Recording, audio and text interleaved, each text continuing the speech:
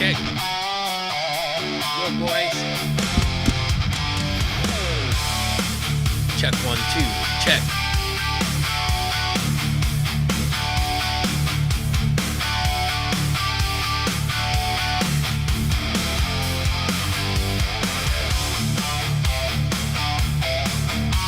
Go.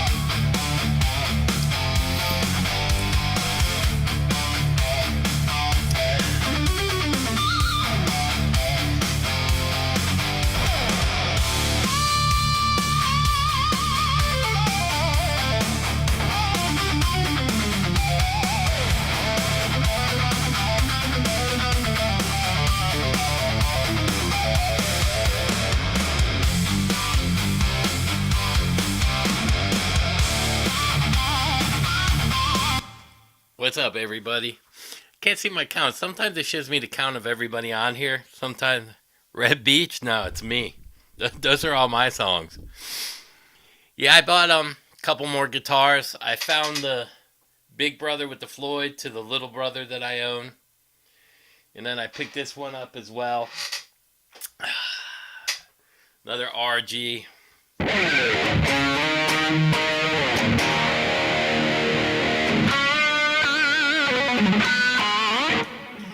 Again, I was in a pawn shop.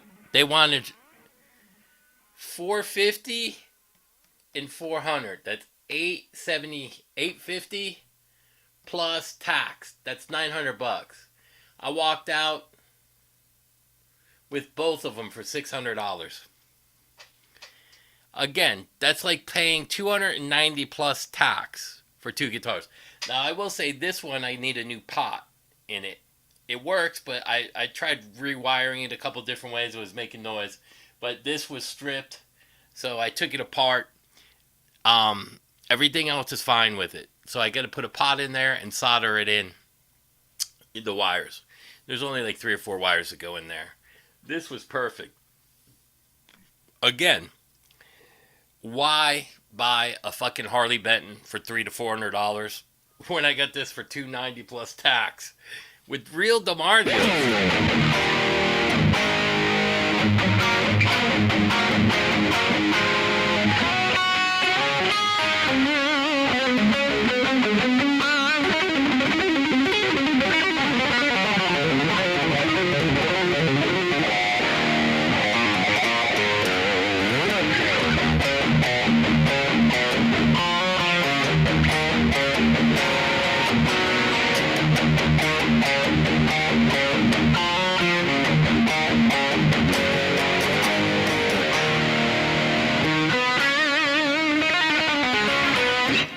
It's a no-brainer. What's up, Tortured? Ralph! Yeah, so I did have a stroke. I've been having some bad luck.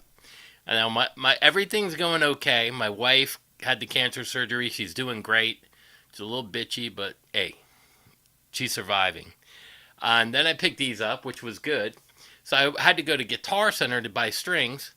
And on the way back, another truck had a load fall off. I swerved and I hit a curb and some tie rods and whatever. It's going to cost me $1,000 to fix my car. It's in the shop. My wife came and got me. So you could say it cost me a little more. But the car needed some, the front end, it's my uncle's car that I use for him. But he had gotten an accident a while ago, and the tie rod was probably already cracked because it shimmied really hard. So I told them to fix everything on the car. So it's $1,000. They're going to fix everything. Handles, wheels, rims, tires, door lock, everything on it. So, yeah, this is like a tobacco burst. It's a real pretty RG.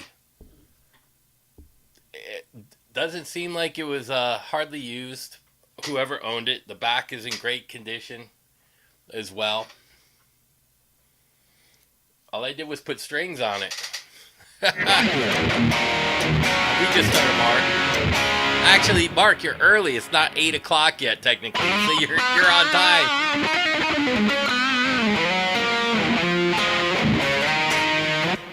So, and if you guys haven't checked out, Ralph has a great channel. Ralph the German Butcher. He plays guitar, and he has he plays with Joe Wentz, and they have an amazing channel.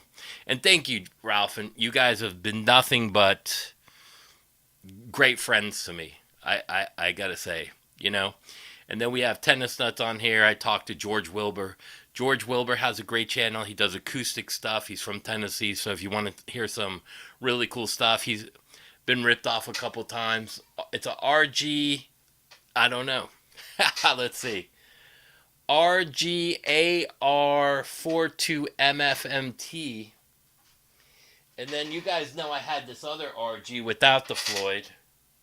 So I found the one with the Floyd and got both of them. And this is a RG. You can see I have it opened. Where is it? I don't know which way I go. Is it this way? That way. This is an RG 478HM. These sell for like $400 used. The other one you could get probably 3 plus shipping, so 4. That's probably around 5. So they had them priced right. But sometimes if you go into your local pawn shops, you can find, this was sitting there. The strings were off. They didn't have an arm. The guys at Guitar Center help me out all the time. But, you know, for 290 bucks, and you get DiMarzio's and you can resell it. I don't know. It baffles me how many, the shilling that goes on is beyond belief. And how many people talk, like, I just watched Music is a Win talking about the Fender suing thing with Thoman. I'm like, bro, no one's suing anything. Thoman can't even sue Fender over a cease and desist letter. You can't sue somebody for a cease and desist letter. I mean, what are you going to say? That's bullying? That's going to go over good in a lawsuit. He's bullying me, Your Honor. What? It's crazy. But, you know, we broke that down in the last live stream. A lot of these guys are getting ringer guitars. Half of them don't even work. The Feasleys, the Fireflies, the Harley Bentons. Again, stay away from it. It's all garbage. You're better off going, making deals and getting great guitars for great prices. Yeah, there's a lot of great guitars in pawn shops. I've bought up by my father. There's a really nice guitar shop. I don't know the name of it, but there's a really cool pawn shop up by my dad, and it's huge. And I've bought 3 Les Paul Studios in there. And I asked the guy. He was asking $1,000 for each, which was $3,000. I said, if I buy all 3, will you take $750 each for all 3? And he did the math, and he goes, yes. So I made a deal, $600 for both of these. It's a no-brainer because they'll sell. So you're buying in quantity, which you can drive the prices down. You know what I mean? And it's Ralph. You know what was funny? When you guys were talking about the frets.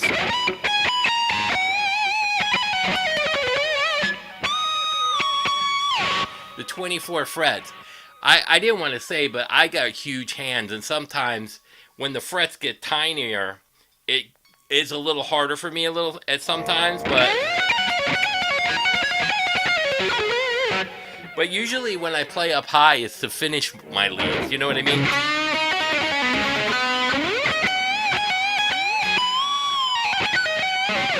And then that's the end of it. Yeah, 3 for the price of 1. That's it, man. So yeah, I'm thinking about I know John Pearson was looking at my white Jackson. I might sell my red Jackson Gus G. I said it on with Ralph and Joe last night. It's like kid in a candy store, and when you have money, it becomes even harder to control yourself. You know what I mean? And I'm not trying to brag about that, but it's almost like I'm a hoarder. I hoard guitars, watches, and fucking shoes. I am not gonna lie to you guys. You know, I mean, I could have worse habits, but you know, there could be worse things in life. You know what I mean? And there are some guitars that got away. You know, and even if I keep some of these, maybe if I get to 10,000, I'll give away. If I still have something in here that I could, like the Gus G Jackson, It's a $1,300. I'll give it away. When I hit 10,000 or something like that, I'll do something. I don't really give a shit. Maybe I'll give away my gold top Les Paul when I hit 15 grand. Somebody will get an $1,800 Les Paul. It's something. Money. It's not sentimental to me because it's just something I bought. Do I have anything sentimental in here? My white Les Paul in the R9. Other than that, in the one my kid found, the Mineric. And I bought another Charvel.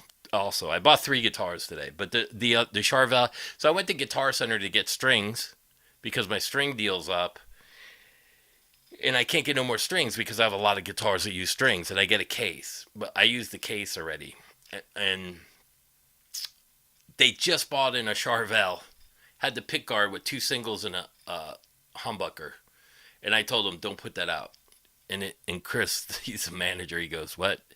I go, just stick it in the back, I'll buy it. He's like, it's not even on the floor yet. I go, don't worry about it. Don't put it on the floor. Just put it in the back. It's all black.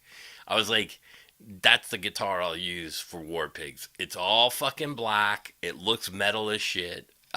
So I'll bring maybe my, like this, my black Fender and the black Charvel out for when we do War Pigs. I push that back off a week, so for rehearsals. I'm gonna bring my other phone. I think I can live stream from it, but I can put a condenser mic that plugs all straight into that, and I'll record some of the War Pigs rehearsals live, so you guys get to see live what we do at that kind of rehearsal. So you can hear Joey, you can hear the full band with Patrick, and you can get an idea of what that's like. Hey, Bloody Soup. I wish I knew how many. If I turn this up, no, I don't want to turn that. But I think that'll be interesting for you guys to see. Art and guitar. Could you please tell me what you're using for guitar tone? It's a Kemper. It's direct. I've been using Kemper I used before, but I got rid of it, and now I got 2 more Kempers. I will use Kemper with a VHT power amp, but I am running direct right now. It's right behind me.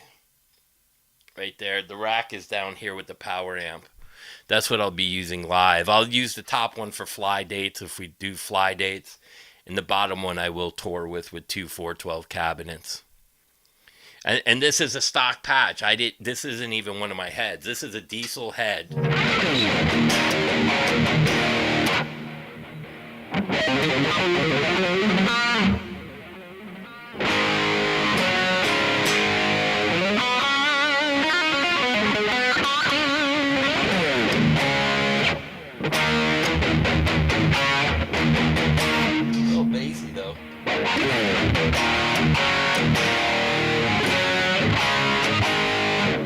That could be my mixer. I was recording the other. Oh yeah, I got my bass up. So I had to record. I'll let you guys know. It was for Beyonce. Fuck it, I don't care no more.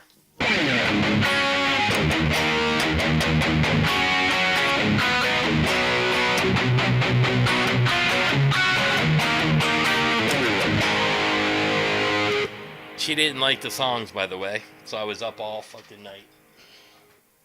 That was 2 nights ago. Then I went to my uncle's house, and the fucking mirrors that were glued on were all over the floor. I'm like, oh my God, I cleaned that up. I came home. I was dead tired because I was working cleaning that up. Then today I finally got to see him, and which was good. He's doing good. So he's a trip. 100 years old, man. 100 years old. He loves looking at pictures. He loves looking at like the old touring photos and stuff. I brought him some touring photos of me and hung them on the wall for him. Has anyone thrown the doobies? The audience? Has anyone thrown doobies? The audience? I don't know. What is that? Hey, what's up, Michael? The guitar pick buying process? Curious about the guitar pick buying process. Did you have to steal them like Tom? No, they actually give me a deal. So I had three packs of Diodarios and 2 Floyd Rose arms for $20. Can't beat it. Yeah, remember, hit the like button. Likes help out a lot. Give it to the closest person, and you'll be there in an hour. And you guys got to think of a really cool contest. Like when I don't know, maybe I'll do one at 5. I'm only 2,000 away. I finally hit 3,000. Maybe we'll do one at 5,000. Maybe one at 10. Maybe we'll do them every 5,000 or every 10,000. Because we might have to space it out as more people grow, because then more people talk about the channel. And again, maybe I'll monetize. I'm probably at 1,000 a month in cash if I monetize. If I do that, I'll put the money on the cards and I'll split it up. A Visa 500 and a Visa 500, and we'll do giveaways. That way, every single month, 2 people can win $500. So I'll mail the card to you, and you can have the money. I don't really give a shit about the money. You guys know that. I just want to help people. You know.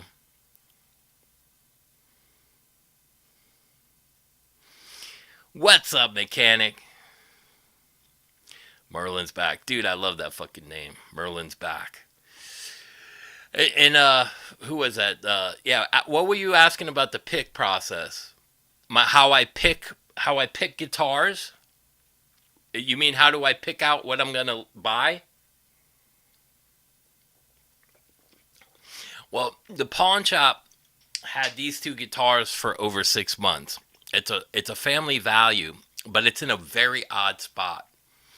And I would go in there every couple months. Now they got a PRS 245 in there, but they mismarked it. They got it at $300. So I don't know what they gave the guy, but it's an SE. I go, they're like $400, maybe. So that guitar and that guitar were sitting in there for about 6 months. Oh, you did a 5-hour live? Dude, it goes by fast when you talk to people. And I love that track, man. That track you had, that was a great track. That sound you had, it kind of sounded like the Wicked Game. What's his name? Isaacs. It had that kind of sound to it. It was really cool sounding. That was a really cool track. Oh, no, I don't buy strings by the case. I have a deal with EVH. So I get a case of strings, 1 case of strings per year. But because I wasn't touring, they still let me do the deal because I still record for a lot of people. Not so much anymore. And I wasn't even supposed to be doing a track for Beyonce, but they said, we'll pay you whatever. And they didn't like the 2 tracks, and I was up all night doing tracks. What's up, Tony?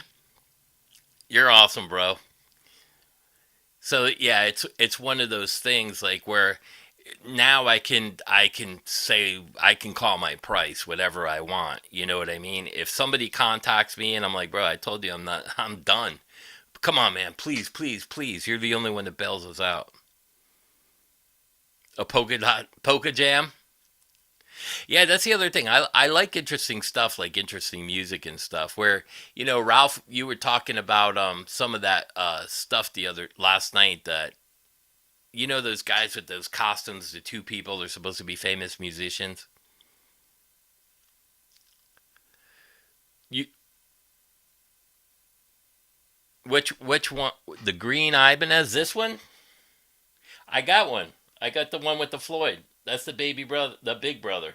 It's the same guitar, but it's got a pickup in the middle. I wish it didn't have the pickup in the middle, but it's all right.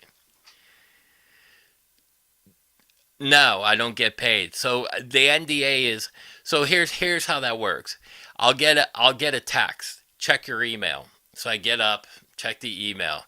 Listen, we need 2 tracks, and they know the deal already. I need the original vocal track that she was doing, and I have to hear the original track. So they send it to me, and the reason why I sign the NDA is because it's not published music yet. So I could get in trouble if I release that. But what I do, and I've explained this before, is I'll get up, I listen to the track, and let's say it's a really pop dance one. So then I go on the Spotify and some of the and whoever's hot, like Karen Carpenter, whoever's hot like this week, I try to find a track that's similar, and I type them up or listen to it. And then what I do is I use AI, But what I do is I'll use it to give me a rock, pop, country for an idea off of her, not her vocal, off of the kind of chords and the kind of like melody and kind of everything that's different. And then I think about what's going on, and then I go, yay or nay, I could use this as an idea. So, because if you're playing certain things all the time, and then you're like,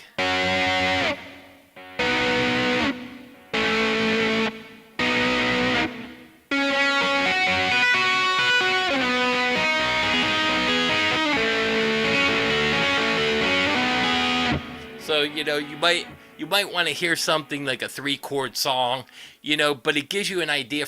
And mostly the reason why I listen to that is for the drum. It gives me an idea for a rhythm. So if, do I play like this?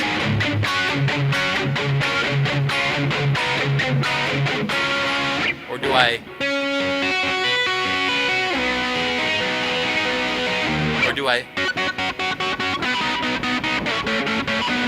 And then what I do is I write everything on keyboard first. So I do the keyboard with the drum beat, then I lay the bass line. So it gives me an idea for a groove. I listen to stuff for ideas to help me, because the problem when you're writing tracks and a record label or a producer contacts you in the middle of the night, they're in the studio. You got maybe 2 hours while they're doing the other tracks, and they're going to go back to that. You have to come up with 3 versions of a song within an hour or two and record all the parts. It's very tedious and it's very frustrating. So when you work for an hour or two and then you send it and they go, she didn't like any of them, back to the drawing board. Then you go, well, what did she like? Any of it? Well, she kind of liked this part and this part. So then you start combining things, and then once in a while, I'll put the track and I'll build off of the track because she's already got her harmony and pitch notes in there, like melodies. And then I start working off of that with the keyboard, and then I add the beat. Sometimes it's a dry kick, like 4 on the floor kind of stuff. It's a different way of writing. It's because I come from the old school where you jam with a drummer. But like when you hear my tracks, like these kind of tracks, I have to come up with everything on my own.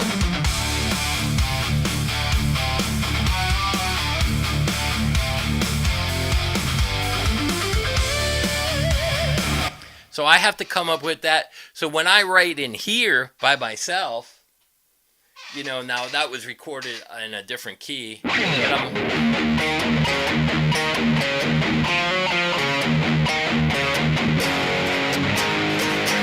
So I'm coming up with a hook first. So it's a completely opposite way of writing. So maybe some of the stuff that I do with the weird backwards patterns and thinking backwards and forwards helps me in my writing process as well.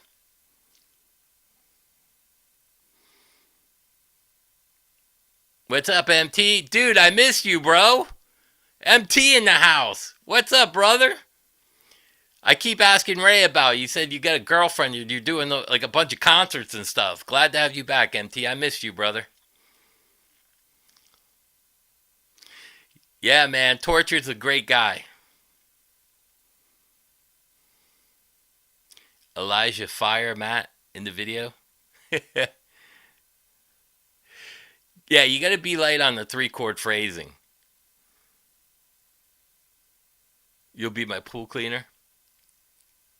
You created a video and you created all the music. Yeah. It's fun sometimes to create everything yourself, but that's the hardest thing to do because you have no influence to give you suggestions. It's really hard to write on your own. Like that stuff is hard for me because I don't have any other influence.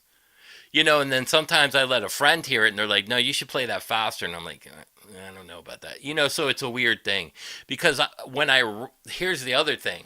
So when not Dave, but when I was writing with my other band that was doing hair days, like with Brian and those guys, it was really hard to get them to play what I was hearing in my head. So that's the bad side of it. The good side is I already have what I want to hear.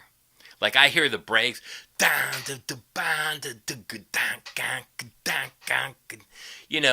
And that right there, I got from the Scorpions. Dang, dang. If you listen, like Blackout, dang, dang, dang, dang, dang, dang, dang, dang, dang, dang. So that's where that actually came from. Blackout by the Scorpions. It sounds nothing like it, but that's the drum thing that I had in my head. Doom doom gang gang dang gang dang dang dang gang gang. So I mean, I have something in my head, and then I put it down on the guitar, and I try not to sound like it. But that's awesome.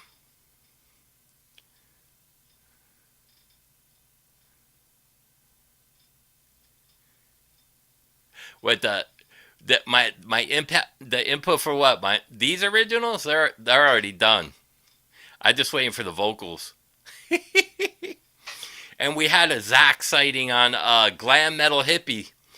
I was on their show and I was like, hey, hi, and then it was Zach with another fake name. Oh, so you still want to say that you got six Grammys? Everybody knows you're a fake on the internet. I'm like, bro, nothing is on the internet with me. I didn't do a Wikipedia page. I don't want nobody to know who I am. I could care less about the Grammys. I said, but it's not six, it's 16. I go, you should listen better to the videos. I go, but you're being disrespectful. This isn't my channel. This isn't your channel. So to come on someone else's channel, you're being a jerk. So I blocked them. Because Zach will listen. Like if he hears me say, I'm going to go on so and so's channel tonight. So what he did, he created a fake account, went on there. I know it was him. But what he doesn't understand is everything gets recorded. So when I see that, I play into it a little bit. Then I take snapshots and record with the name. And then it goes to the FBI and they build a case for stalking. So we're going to get him for stalking, which is a felony.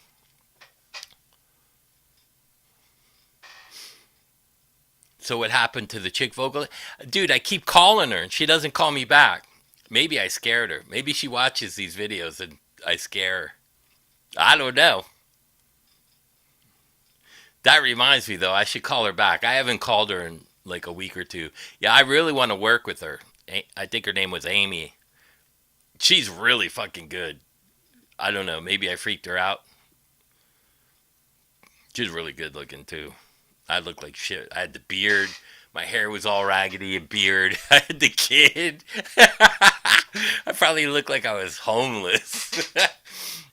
like the hood in Memphis, like the Memphis hoods. I can be scary in person because I'm big. Don't forget, I'm a big guy. You know, my buddy Gary's standing next to me, and he's like this big. He's little. Yeah, I really liked it. This sounded great, and this has the same exact pickups. I just got to get it wired up. So again, there was something that was stripped. I bent it back to stop it from stripping, but I think the pot in it's bad. So we'll get those wired up. But yeah, I mean, it's hard not to buy guitars for me. And then I was on Bad Brad's channel the other day, and he's doing a live stream, and he's jamming, and the guy goes, "What are modes?" And he goes, "Dude, I don't know." He goes, "I knew all my modes back in when I studied." I go, "How do you forget your fucking modes, bro? If you're playing all the time, you know what you're playing. You're playing a G major scale. You're playing, if you're starting on G, it's fucking Ionian. Like, what?" I'm like, I haven't taught theory like that kind of stuff in years, but I know Ionian, Dorian, Phrygian, Lydian, Mixolydian, Aeolian, Locrian in that order because that's what they pounded into your head, the jazz guys. But I'm like, well, how would you not know that? I was like, did he go to Berkeley like he said? So it was weird. What's up, Brooklyn?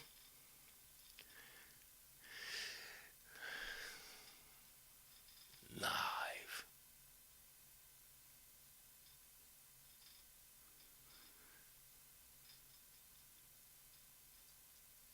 Yeah, that's weird to me. How does he know like some of the fusion modes, but he doesn't know how to explain it? That's fucking weird to me. I listen. I can call anyone from GIT from the '80s and go, bro. Name me all the and I just told you the modes he plays in, like the G Ionian, Dorian, Phrygian, the Lydian, and the Lydian is the fourth note. He's playing off a four chord. So it's 1, 4, 5. So it's a C major.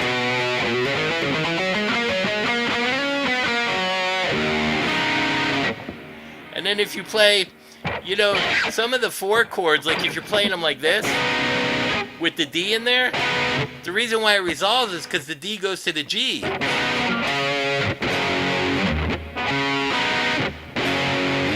I'm like, how do you not know that? And then he was talking about how he's playing out of A minor. And what did I tell you guys?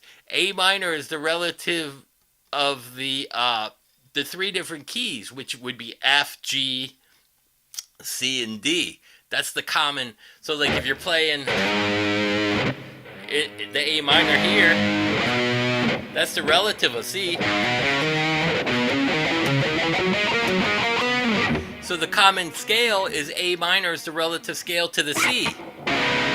I'm like, bro, how do you not know that's the minor that goes with that C major? Even though you're playing in G major, you're using the 4 as a 1, and that chord goes over that because you're playing in C major, which is A minor. It's like, that's like basic theory. So like if you're playing a C chord, there's a G, there's your resolve.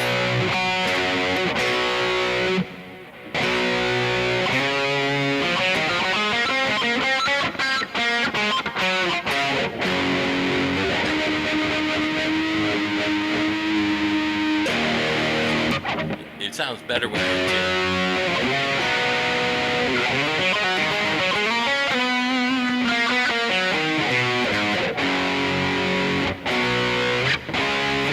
I'm like, oh my god, oh my goodness. Yeah, but those, yeah. So and I don't like modes. I don't like talking as modes like that because 3 of them are majors, 3 are minor, and 1 is half minor, half diminished. But if you look at them, all the starting point, it's just a different starting point in the G major scale. So like A is Dorian, and then the next one's B Phrygian. I mean, but like if I say that, you don't know what I'm talking about. So I just talk about if you use a C and it's major in G, that C, play a C major.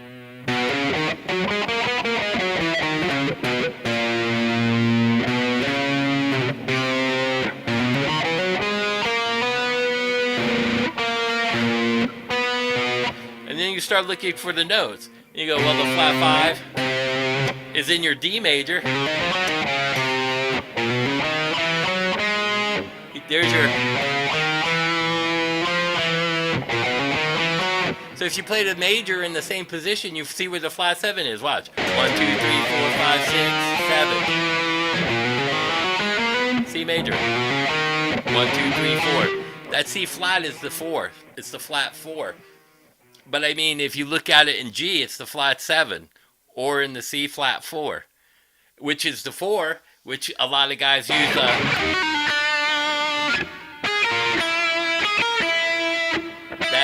4 right there.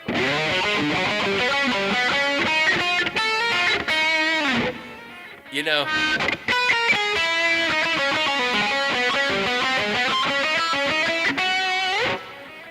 I mean, it's not rocket science. Yeah, modes are really easy. Oh, you tone too? No.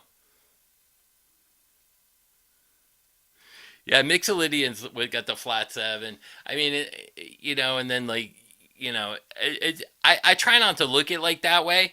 But you know what he said that I've been saying?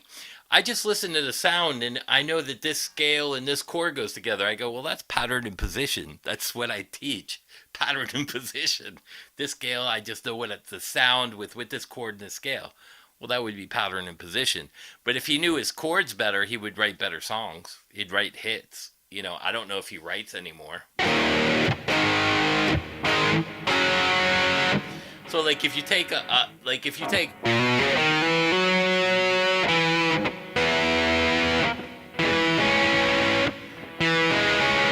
So you could take that flat 7 in there with a G.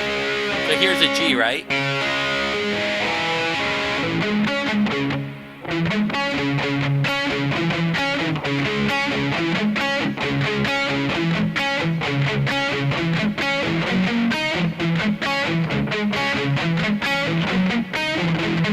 how cool that is?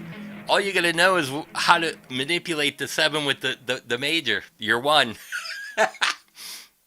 And then you can come up with three chords or two chords and alter one note in the chord like that. So I'm altering the flat seven with the D.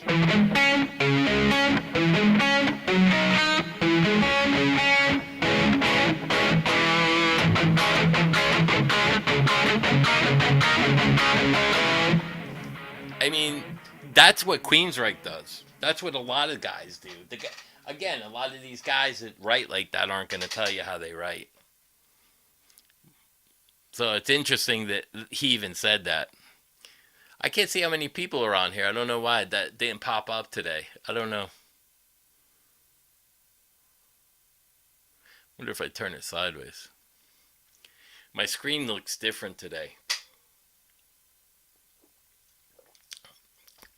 But I do have my remote. I did. You know what else I found? I found a detune in some of my stuff. Where is the remote? I think it's behind the computer. Let's see. Can I get it? I could turn the TV on and see. Let's see. What is that? That's not a remote. Oh, let me see. There it is. I got a bunch of screws and stuff up there too. Let's see.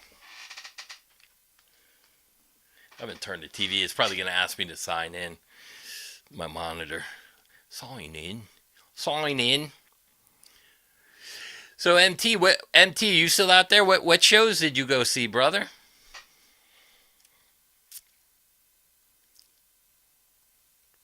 You see anything good? 41 Sogar. Oh, there's 41 people? Nice. See, the channel's building too, so that's cool too.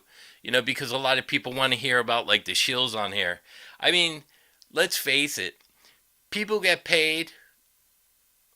Yeah, he did play for Cole Ford, but I wouldn't call that a real gig. That was really shitty music.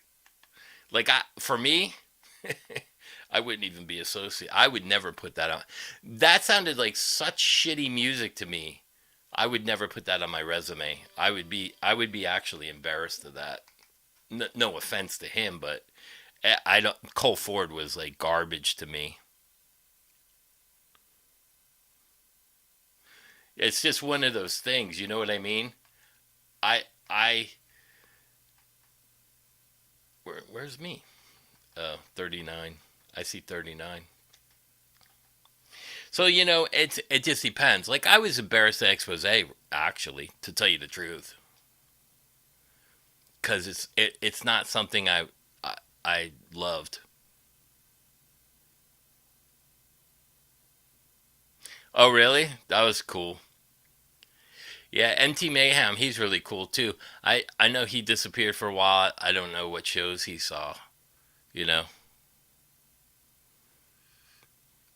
Yeah, and I gotta tell you, this looks like it has more green in it to me. But the wood grain's a little different than this one.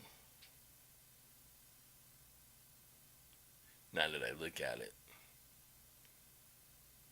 Huh, interesting.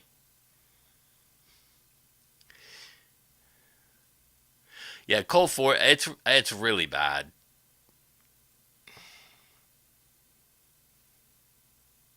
You play guitar on a Mystical album? Really? I, yeah, I've never done like any rappers or anything like that. Um, I actually a long time ago, a rapper did call me and he wanted metal guitar, like leads. He was rapping. It was a black dude. I don't remember. This was probably in 1990. He was rapping over a Spanish track, like it was like a Spanish acoustic guitar with like heavy rap beats, and he wanted me to like just play leads all over it. It was weird. I tried to do it and I couldn't do it. Like it didn't sound right to me, so I bailed.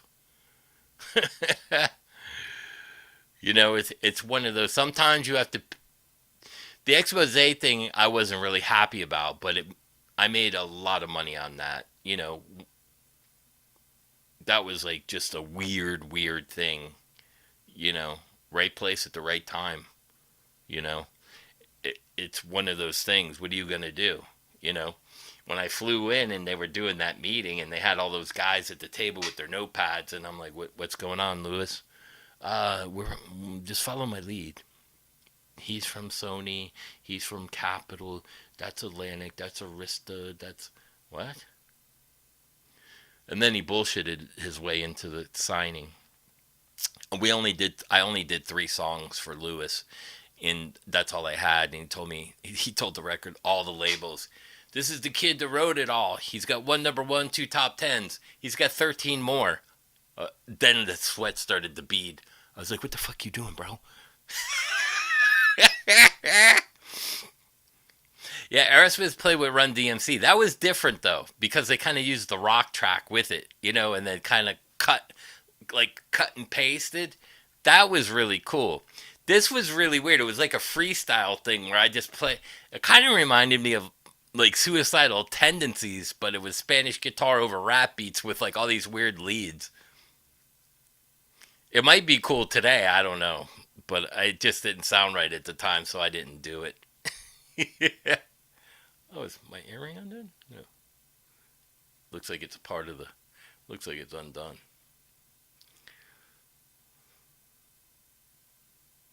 Yes, there's some good stuff here and there. I wish the kids of today would kind of like guitar companies be a little more innovative. Come up with some cool stuff. Maybe mix some classical with some rock, but not like in the Ingve kind of way. Like, I mean, I've done rock songs where like I had a stand up bass. Boom, doom, doom, doom, doom, wow. Those are on the reel to reels, but I was doing classical piano runs over like rock stuff, you know. But it wasn't like the chord progressions weren't like progressive metal. They were just regular like rock, like almost like if you could picture like AC/DC rhythms with classical piano and a stand up bass. It was really weird. A lot of people liked it though, but I never got to do anything with it. But again, it's just you try to be innovative or whatever. You know what I mean? At the time, sometimes you can go too far, but I mean, it's good to push the envelope and let people decide what they want. Because you never know. Like, you never know what people want to hear. That's the weird thing. Like, people think they know, but people really don't know what they want to hear. And then when something comes around, then they go ooh, and then it kind of sets you off or whatever, or triggers an endorphin or something like that.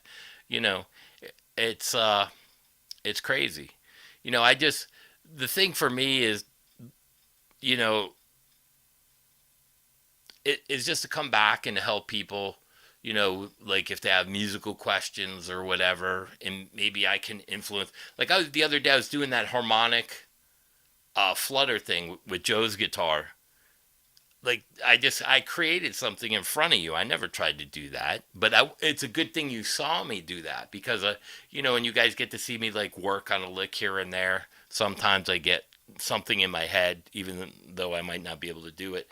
But that might help you guys like understand how I develop something into something that I make mine. You know what I mean? And then on top of that is, coming back and helping you guys so that you don't get ripped off with these shills, man. I can't believe Thoman is actually paying people.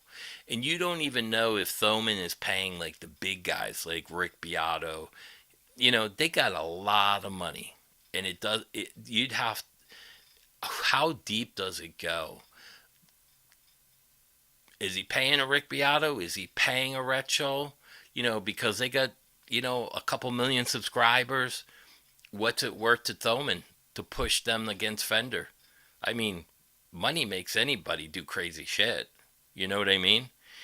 Rick Beato, give me $1 million. I'll trash Fender. I'm sure you will. With $1 million, you're going to take, 100 grand and go buy your custom shop fenders. You'll say one thing and then go do another.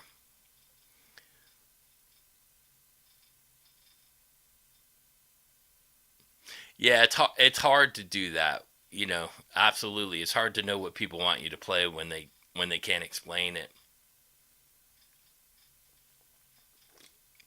So sometimes I come up with like really cool parts on the tracks, and they want to redo them because they might have added an intro or a bridge. Yeah. You want to try something? No, no, I'm doing a live stream. What is it? Oh, what is it? I made it up. It's cream cheese and that. Cream cheese and a chip. Yeah. All right, thank you. You ain't trying to poison me. No, it tastes Mama didn't take a life insurance policy out, did she? Yeah. Hmm. Cream cheese on a corn chip.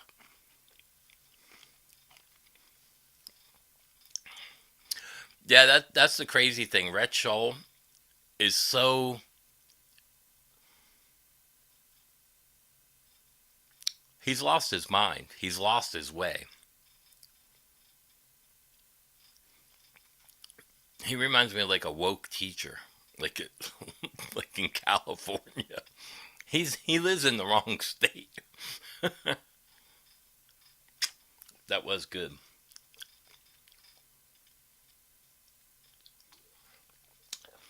And it's a shame that we have like a lot of that. You know what I mean? Same like the guitar thing. Like why are why they're pitching all that now? It's because they get money for it.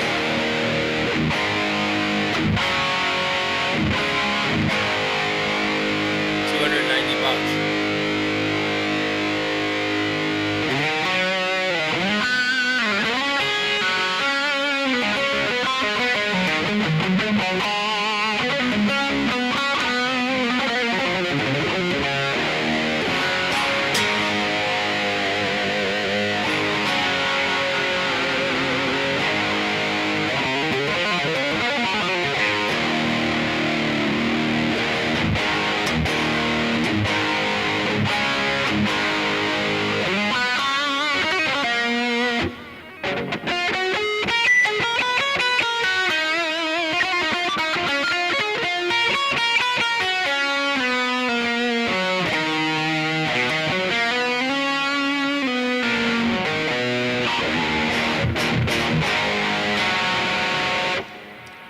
That's insane. This has a cool. Let me see the cut. Does that have that cutaway? This has a cool cutaway on it right here on the back of the horn. I don't know if you guys can see this right here. That's like a cool cutaway. The other guitars don't have that. To get real, you can get up here real easy.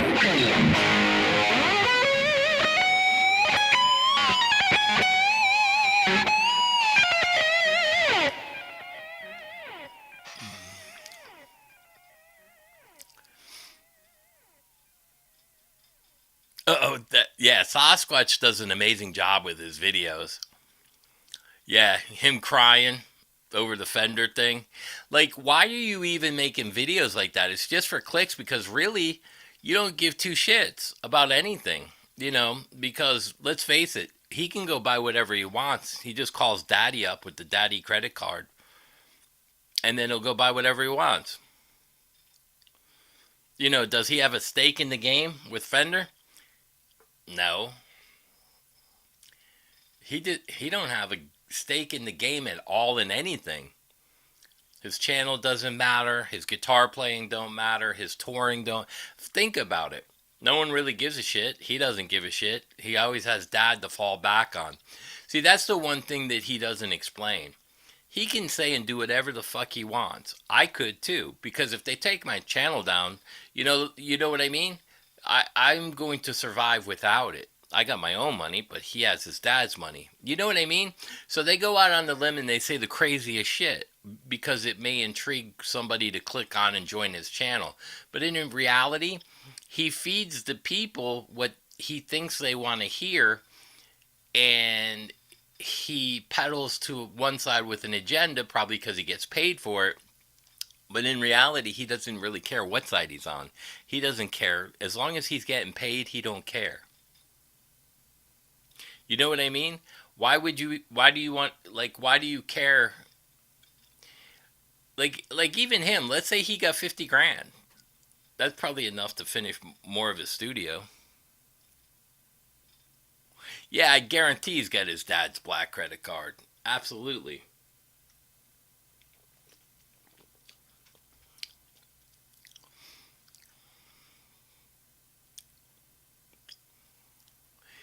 Yeah, I'm pretty sure.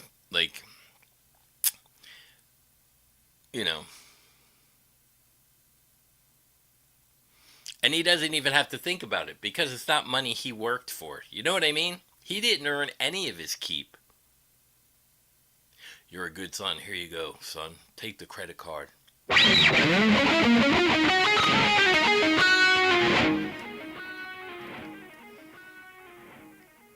You know, and then he goes on these bike race things for 2 weeks, 3 weeks. Maybe he should spend more time in his studio doing what he's supposed to do.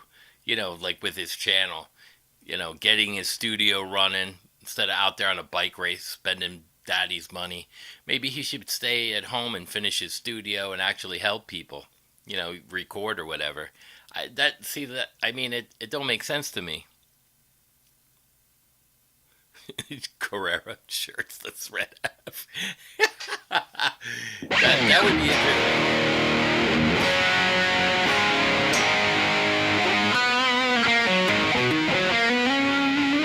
And somebody asked me in the comments about the XYZ stuff I did, but I but he figured it out. That was a long time ago too. But their guitar player had some issues. What a great band, XYZ. I was fascinated by that guitar player too. I was sad to hear that he hit the bottle, but some people, like Terry said, he's clean now, so maybe they make a comeback. XYZ. That would be interesting.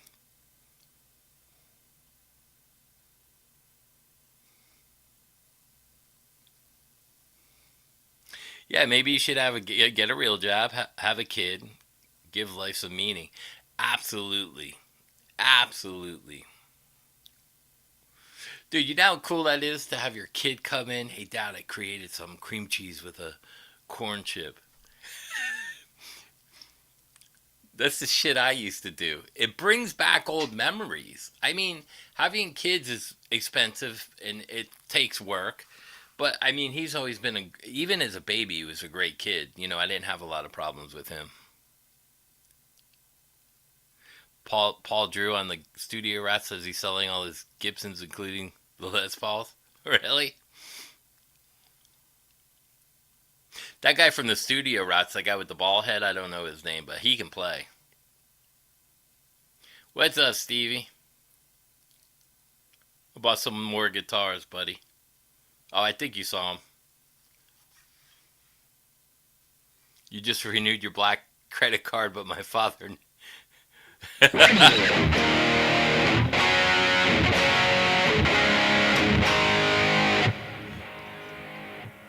You were getting ready to boot that the guitars. Oh yeah, that was Zach, bro.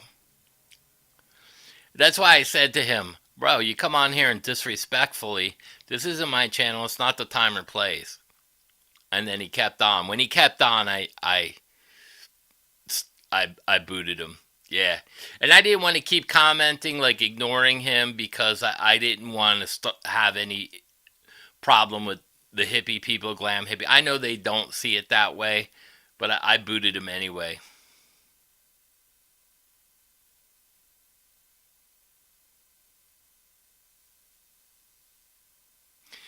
Yeah, I just bought this one and this one today.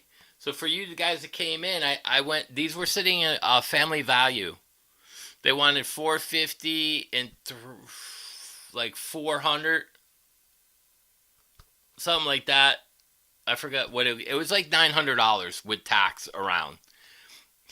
But they had been sitting in there for like 6 months. Now this one was in there longer, and it had the strings were broke off on it, and I was like, man. I know I could fix it. There's probably not a lot wrong with these. So I brought both of them over to the. I go, can you make a deal on these? And I showed them some comps and stuff. I go, you're missing the arms, you're missing this on the strings. I said, I'll give you 600 out the door, and that was a lot of money. I said, I'll buy both of them. She's like, you'll buy both. So she did the math and she said, okay, I'll do 600. Yeah, I love the 75th anniversary. Now I like the Mexico one better than the gold one. So, and then I put strings on this today and got it. This one, I got to get a new volume on it. It was stripped. I thought I could fix it by squeezing it, and then I rewired it. It's still bad,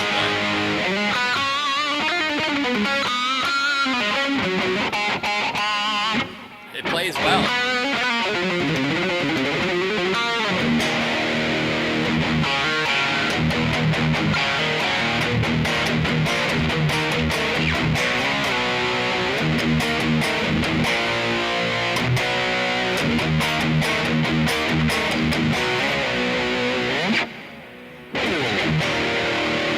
Yeah, the Towie.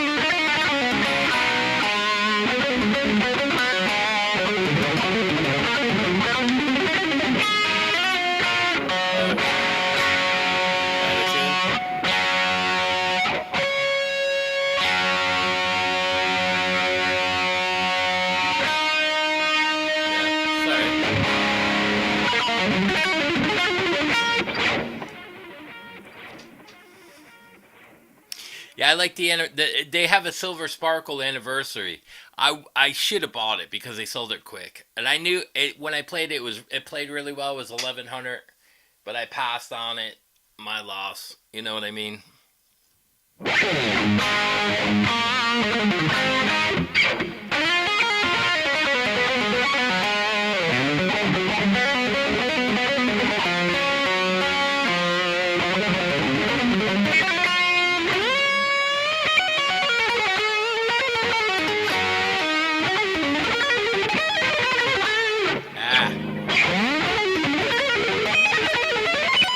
That's hard to get into.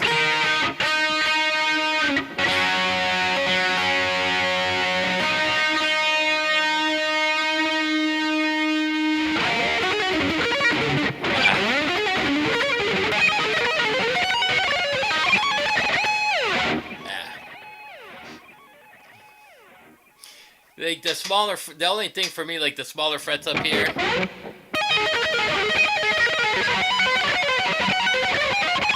Up there. That starts to get tight on my fingers.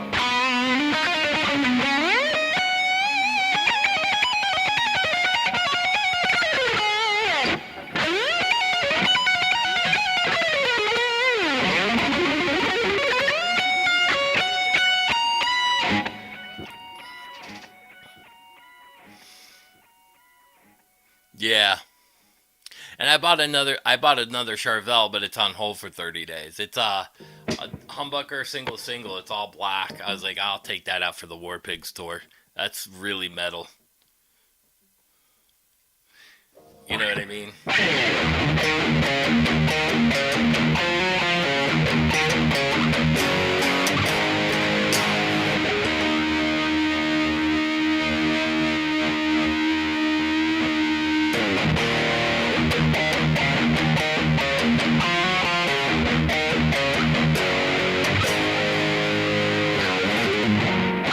What's that?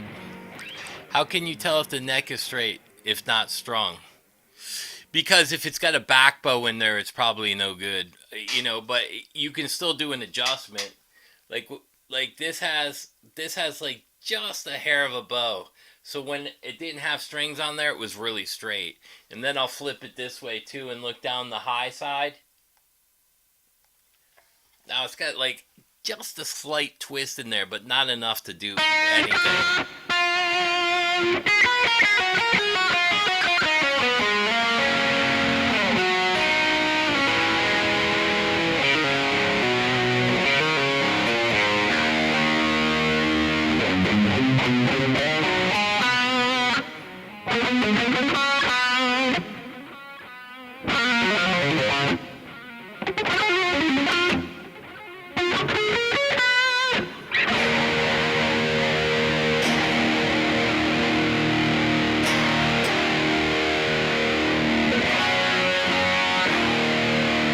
Yeah, I'll eyeball it. I've played enough guitars to know. So like I didn't eyeball it after. See the high side has a little bit more bow, but maybe like a 30 second. But like it wasn't enough. And the thing is, it you know you can kind of tell by how good of a shape this was in.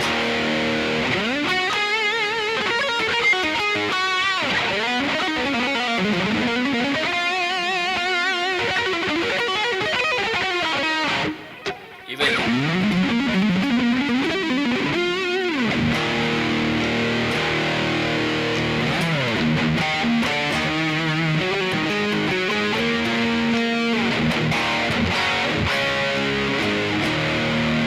just kind of gonna watch. Like I wasn't able to try it out, but I knew when I felt this, it rolled really smooth. The volume and the tone, where I could feel that was like a little bit loose, so I knew there was kind of maybe a possibility somebody had messed with that.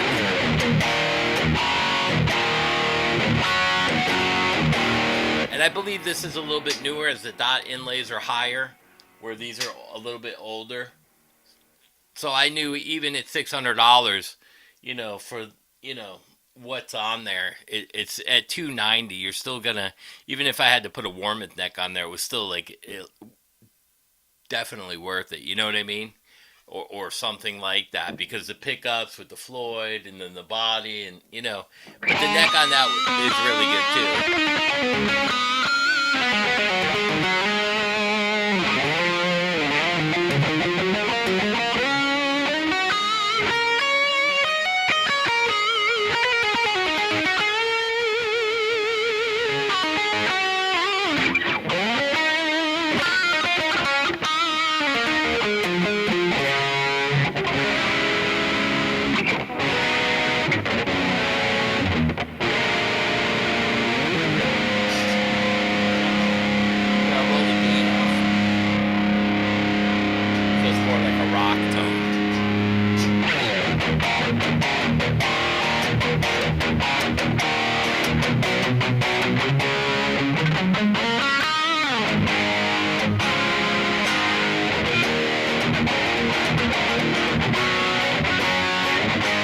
Yeah, I can tell by the way the necks are if they're cut, you know, certain ones, by the way the grain is. This part of the wizard neck is really good because you could tell by the grains like this, where that's a really nice cut too. Yeah, you could see where all the grains are cut. You want to see the grain kind of look like this in the middle. So it's cut. It's thicker in the middle. You could see. I don't know if you could see what I mean. Let me see if I can get that closer. Let's see. Can I turn that? I don't know if you can see the grain in here, but it's like this. That's like a better neck than not having the grain on there like that. What's up, Sasquatch? That Red Shoal video kills me, bro. With him crying. What a fucking dweeb.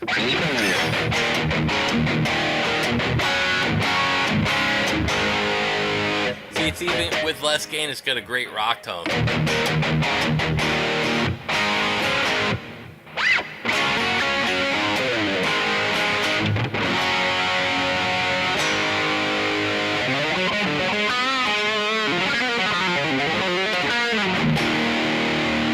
Yeah, the Red Shoal thing.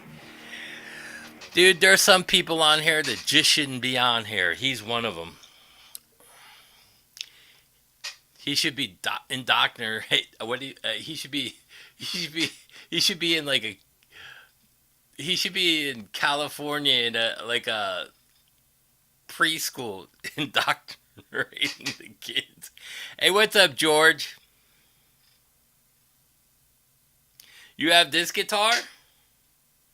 It's a great guitar, man. Did you buy it new? Yeah, he's got a lot of He's fooled a lot of people. See, the problem is no one was on YouTube calling anybody out, and I've been doing it for a couple years now, but I didn't start doing that until I started watching more and more videos. I go, this guy's a fraud. Rick Beato's a fraud. Rhett Shull's a fraud. Jace Allen's a shill. These are all shills, and this guy's. You start to see a pattern between them all. It's like they all read the same script, and you nailed that on the head. He said the same thing Pierce said. He said the same thing Beat. It's like they passed the script, and they're never coming on at the same time to overplay each other's videos. Did you notice that too?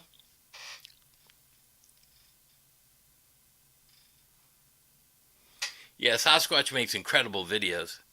How much? How much did you pay for it new? I got this and this today for $600 out the door at a pawn shop. Yes, Sasquatch, for sure, man. You're a good guy. We need more people like you spreading the truth, because we could stop the shilling. We can. We could do it by the numbers, and there's more people once they find out that they're getting these ringer guitars and they're professionally set up and they're going through like hundreds of guitars to find the best ones, and then who knows if they're putting Fender tuners on there, and maybe they're doing fret jobs and finding electronic. They're all ringer guitars, and then they pay these guys like an affiliate fee, so they get 10% of the sales. So if you sell 100 of these guitars at $40, you know, you're making $4,000. You got yours $349, yeah. So I paid about $290 for this today. But again, see, George, that's a great deal for $349. Now, if you got a Harley Benton for $400, you save $50, and you got a great guitar that you can resell with great pickups in it. You know what I'm saying? A quality product.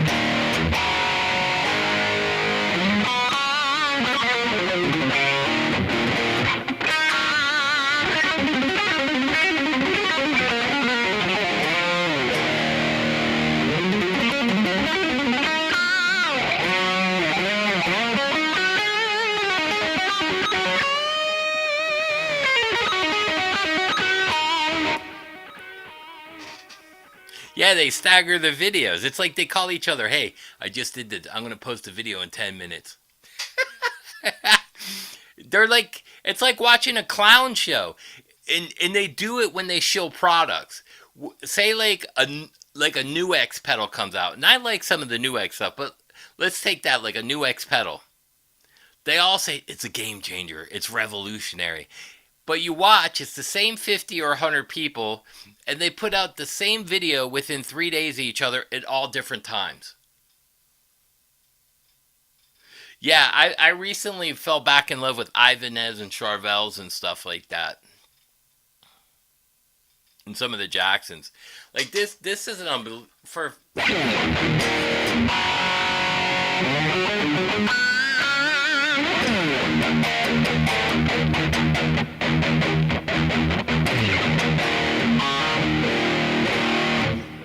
It's got a really good tone, like...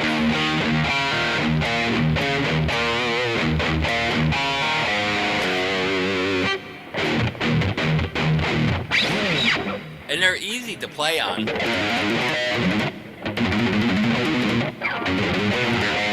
Especially like right around here.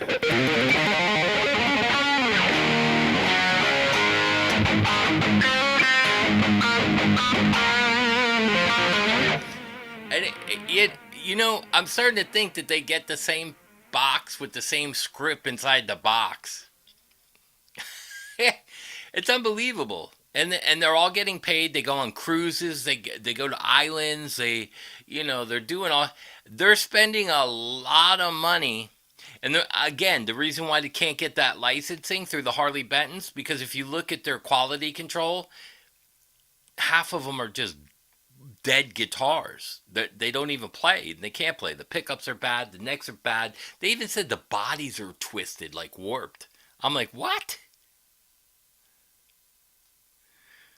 All right, Merlin. Always a pleasure to have you.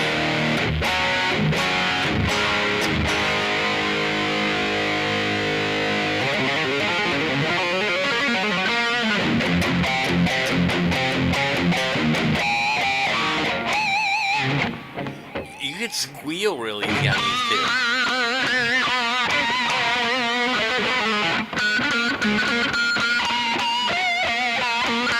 They got great control. Yeah, the quantum ceramics, yeah.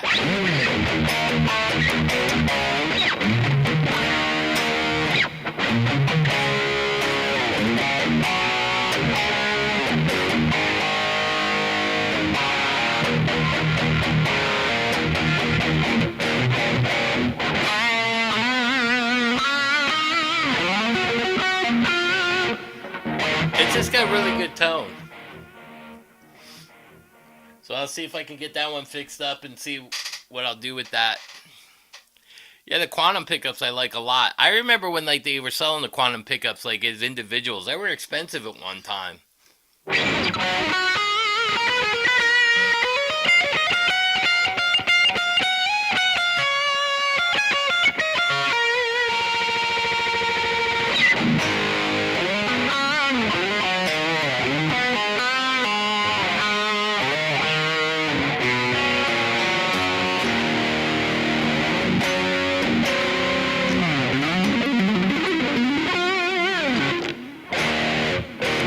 Yeah, even the neck.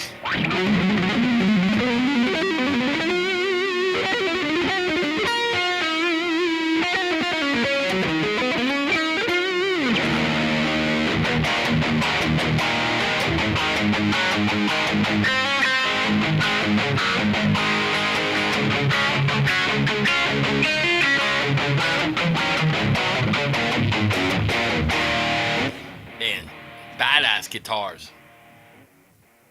A lot of quality in these for like such a little price now.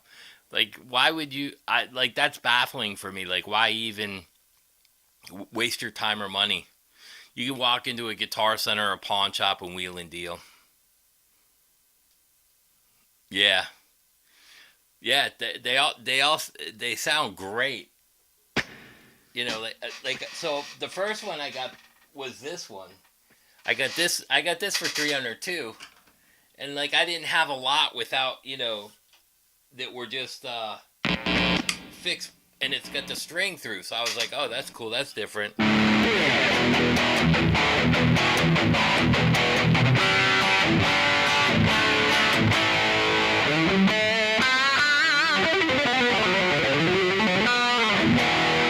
See, now this sounds a little tighter than that, but it might be because it's the body through string.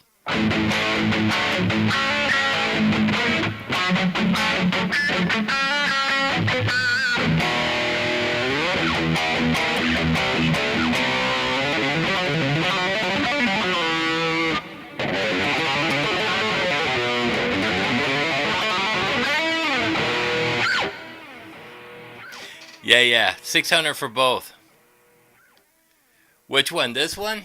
I think they're all made in Indonesia.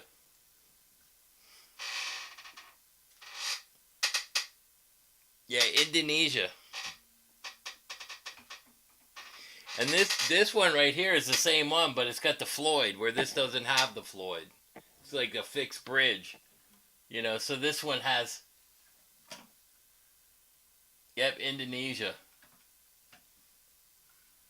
Now the body on this one is prettier. Like the grain. You can see the pretty grain compared to this one. I mean, they're still nice. But I mean, they're unique. Like, even though they're done like the same colors, like the bodies have like unique designs with the wood. Yeah, I get them for $600 for the two.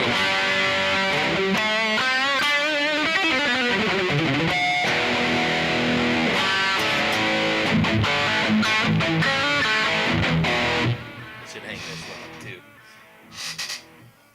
Let's see, can we switch?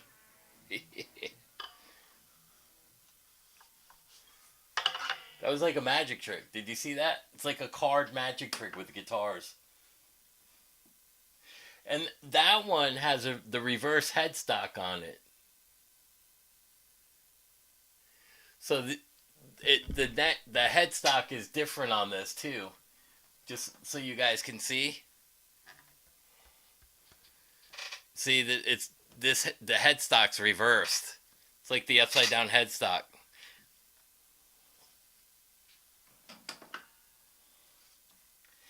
Yeah, so like if I block that Floyd, I'm sure I can get the same color sound. It'll resonate better. You know, I don't mind blocking the Floyds in them because I have heavy hands, so when I lean. It's a cool breeze. Yeah, no Floyd is a lot tighter sound. It's got more of a snap.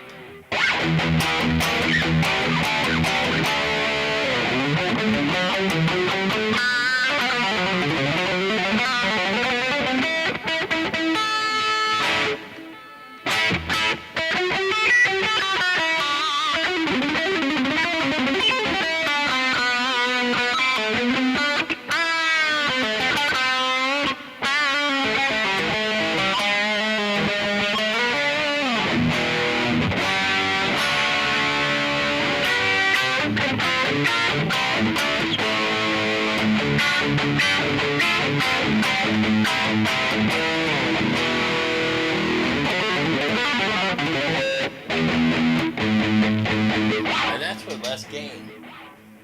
That's like 12 o'clock. So if you do it like more like around, say, it's about 2.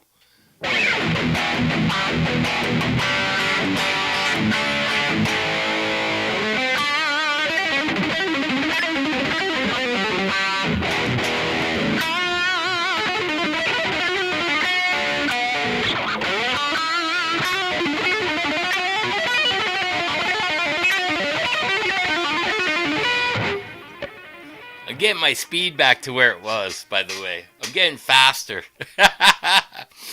So it just takes it's taken me about a week, but so I don't get it. It's yeah, it goes fast. See, some of my friends are like, "Dude, you did like a 4 hour. You did 3." Sometimes I take a pill. Like I have a pill over there. I'll take it halfway through. No, I don't think it. I don't think. Well, let's see. Can I see it?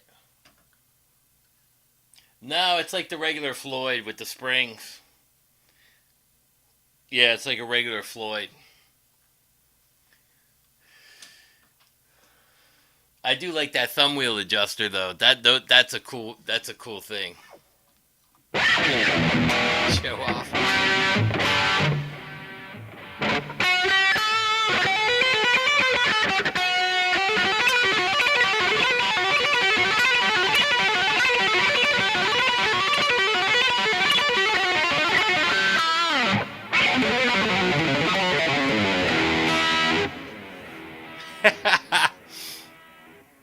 Can you? Does it sound? I can hear that I'm faster than before, like a couple weeks ago. So that's a good thing. If I can hear it, I know I'm getting faster. But again, it's all what you do with it. I don't usually do that, but it makes my hands. Actually, it makes my hands feel looser. So like when I play regular stuff,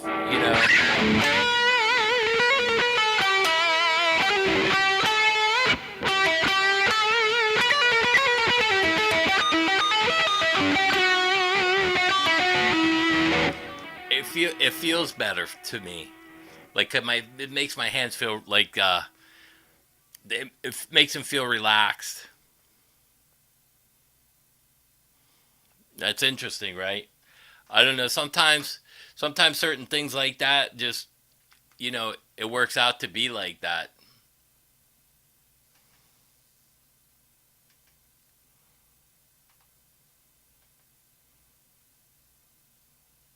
What happened?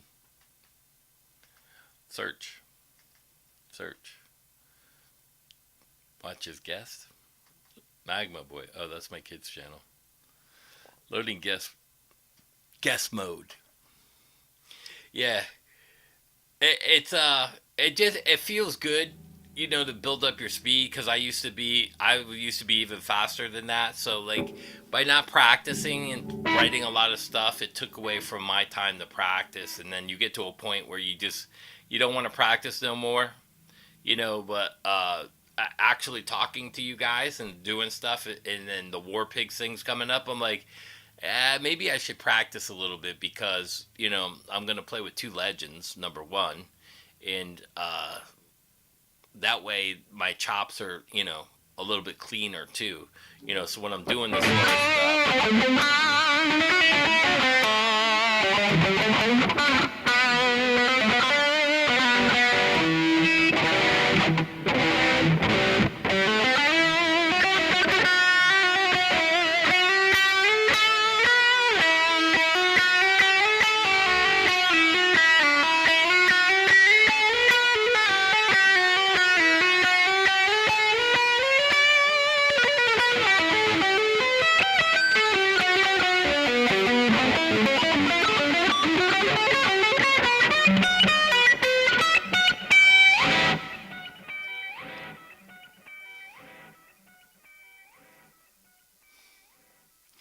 Yeah, that's what these feel like. These feel like the Prestige in a weird way, from like my memory, which is weird.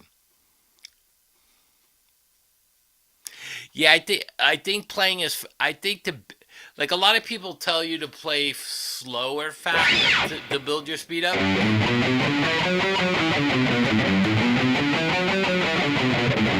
and with a metronome. But I think you have to force your hands to get faster.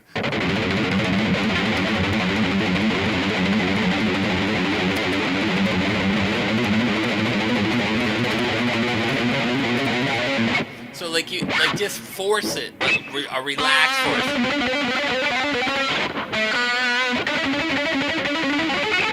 and then you just leave it alone. And like you could practice a couple ways to build your speed. You could do fast. So your fingers have muscle fiber. You have fast twitch and slow twitch muscle fiber. And I talked about this in some old videos. So like you could do really fast as you can bursts, and you do them like every 30 seconds. So like now I do that again,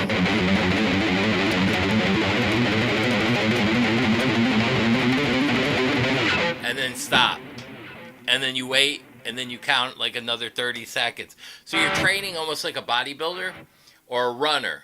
So you do slow sprints and fast sprints, and that's how you get your overall speed up. Slow and fast together. So now when I go,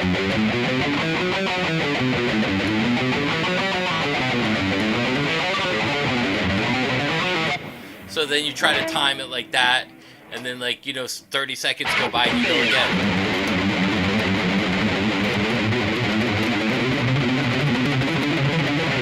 And then you can see it might be a little bit slower this time because you're building the muscles in your hands, the slow and fast twitch.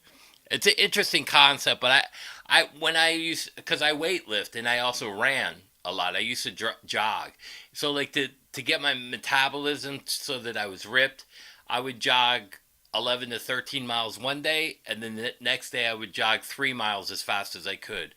Then I would do 11 to 13. Then I would do the day after 3 miles as fast as I could, or 2 miles. And I always mixed it that way. Same thing when I ate. I would eat no carbs. Sunday I would carb load, spaghetti, spaghetti, spaghetti, and then not eat carbs during the week. Maybe 20, 30 grams per day.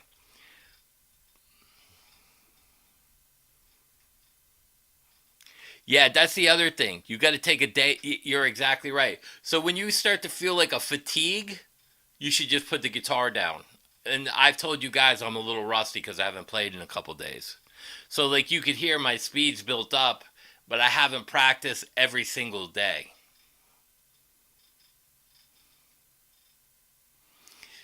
Yeah, so the metronome would be okay if you're trying to work out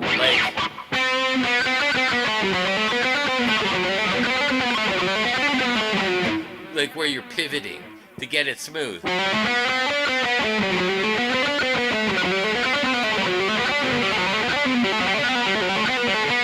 You know, so like I would do, but I would do nines. 1, 2, 3, 4, 5, 6, 7, 8, 9. So like,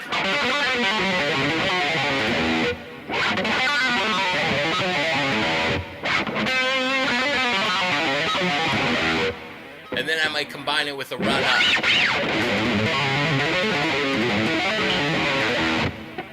So like there were different scales that I would put together to do that. And then I would take a day off. Like, so like I might practice 2 or 3 days on, 1 day off. Just like weightlifting, 3 days on, 1 day off. Because you have to give the muscle and the fibers time to heal. So like Sundays, like when I weight trained and stuff like that, Saturday and Sunday were my rest days. Like I didn't jog, I would carb load on the, so I gave it, I had 2 days of rest because like when you would work out, the second day was always your sore, so you were gonna plateau on being sore, and then you're healing.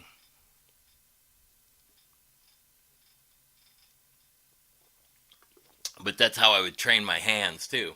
Same with the picking.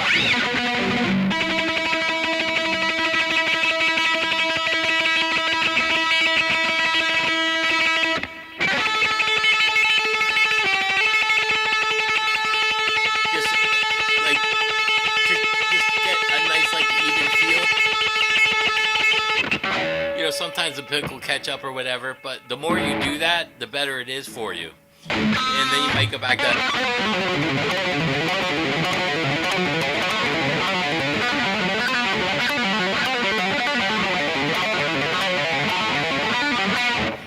like on a pattern or something.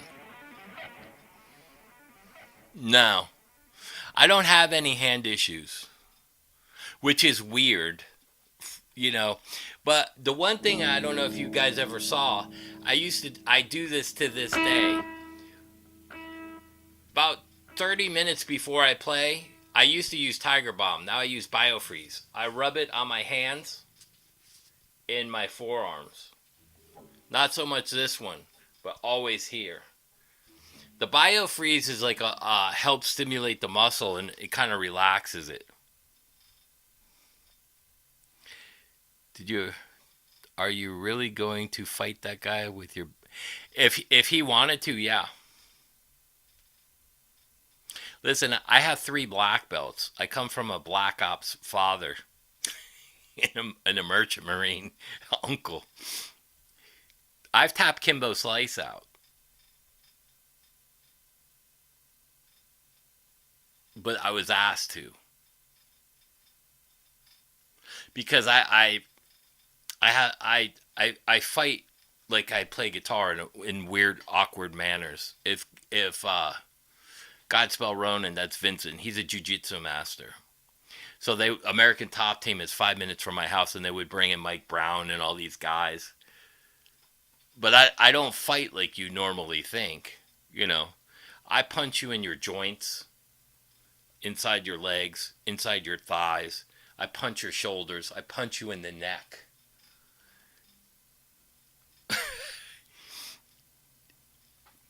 And it's your skull is hard, but your neck has no bone except your spine. So when you start punching people in the sides of the neck, you bend the neck in different odd manners. It's a dangerous thing to do. But like your neck isn't, you don't get a head injury in a car accident, you get a neck injury. So when you start using scientific kind of studies on martial arts and stuff like that, like I've trained with Danny Insanto and stuff. Oh no, if he ever wanted to put money on the line, oh absolutely, I'd take him in the ring. He wouldn't go. I guarantee you, if Zach came here, he wouldn't last 30 seconds. I would knock him out as soon as I hit him. But let me tell you something funny that I forgot who showed me.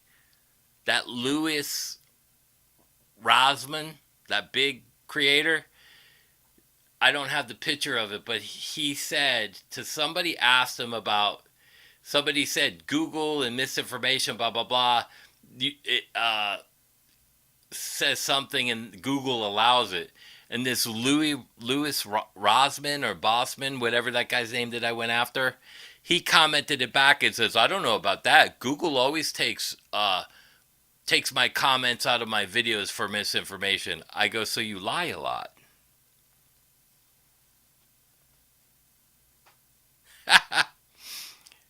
Dude, it wouldn't do nothing to me. It's like one shot. You ever get hit by a sledgehammer? It wouldn't hurt me at all. There's nothing you could do.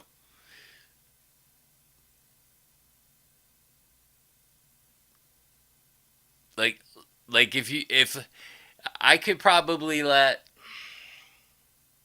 I don't know about Kimbo Slice because he was a big guy. I wouldn't let him hit me. Average guy in the street, like with a bare knuckle, that like you could punch me. I don't. Here's the thing. I don't feel pain in fights. My endorphins kick in, but I stay calm. I actually kind of like the pain. I know that sounds sadistic, but when you studied martial arts as long as I did, and it was about being physical, so it's not about the fighting skill. It's about the physical part.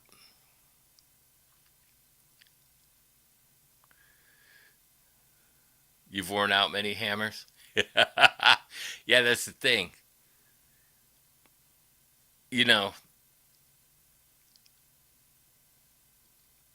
so so one of the things that my dad did as a cop, he cemented in our garage wall, which had a side door, and he used to bare knuckle punch solid concrete every day for an hour till his hands were bloody. Oh yeah, that's awesome, bro. So I studied Chinese Shaolin. I studied Jeet Kune Do from Danny Santo, who trained with Bruce Lee. I trained with Jack Racine. Um, I studied Aikido with my uncle John, and I studied Tai Chi, and then with Vincent a little bit of the Jiu Jitsu. But I only have three belts in the others. I never, like, I studied with other people, but it wasn't for belts. And I did a few competitions when I was young. But you have to have patience is one of the key things. It's weird that Chuck Norris died in Q3. Well, you got to remember though, Chuck Norris, like when you're physical, your heart's a muscle too. Oh, you did the same thing, Shaolin and Jiu Jitsu. A lot of people don't understand. Shaolin is badass, like a cow pong. people, a lot of people don't even know what that is. You know, I also studied Demok a little bit too. I don't know if you know what that is, but like pressure points. Like I grab your head, you're going on the ground within a second. You're gonna cry and shit your pants. I'm not a badass like it sounds, but when you studied all those arts for a long, long time, and you fight a lot of people from like wrestlers to UFC guys, you know what works. It's kind of like guitar. You know what works and what doesn't work. You know what's good and what's bad. I mean, and I was never in a lot of fights. I've been cut and I've been stabbed and I've been shot. I got shot in the wrist by a 22. I don't know if you can see the scar. Let me see. Where is it? Where is it? Can you guys see that? Let me see. It's right below the wrist.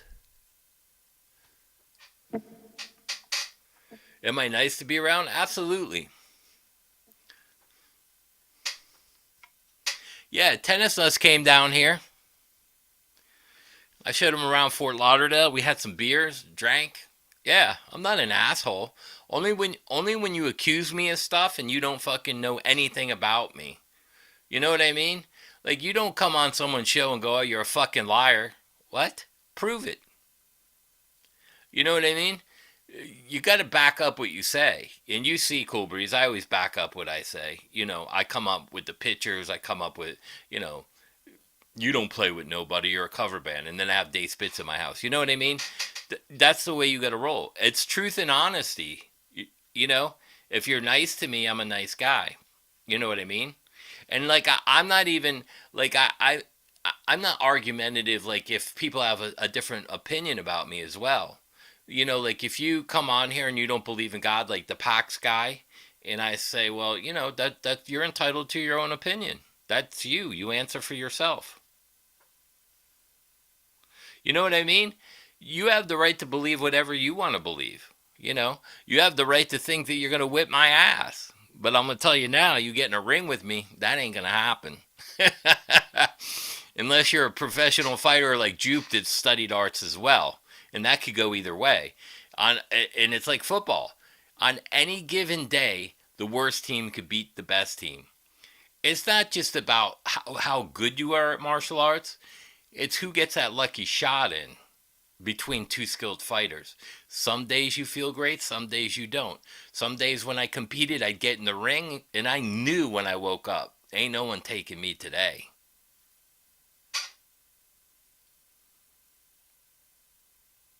Oh, you got shot in the shoulder too?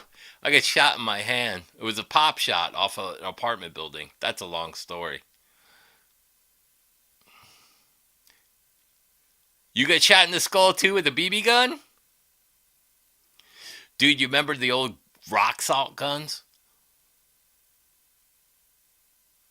You were wrong about dinosaurs. I could be. I'm not saying I'm just saying that I don't believe in that because I don't see. It's kind of like if you tell me koi fish are real, I see them all. You know what I mean? But again, same like I said the opposite way. A lot of people never saw $1 billion, but it does exist. So it could be.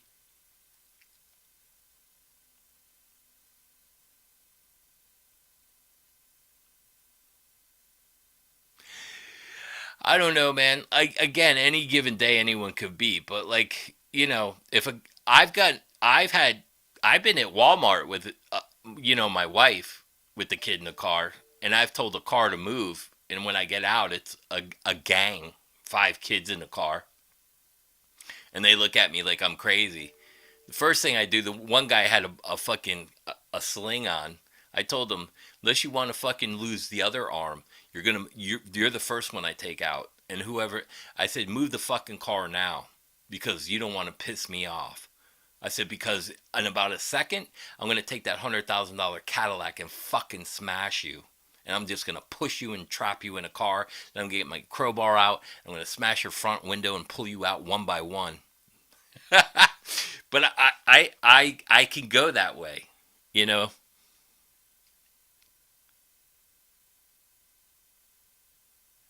Yeah, you got to be careful with guns. I grew up with guns, you know. The problem with most people with guns, they don't know how to shoot. I grew up on the police range with sharpshooters teaching me to shoot when I was a kid.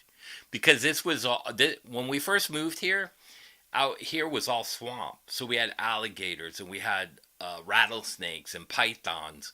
So my dad, being young, as I get a little older, I went with a 22, and the police used to have to qualify every month on the range, and I used to go with my dad, and my dad had sharpshooters teaching me.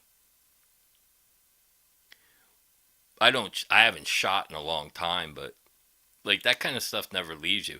It's kind of like the bad Brad with the theory. How does that leave you?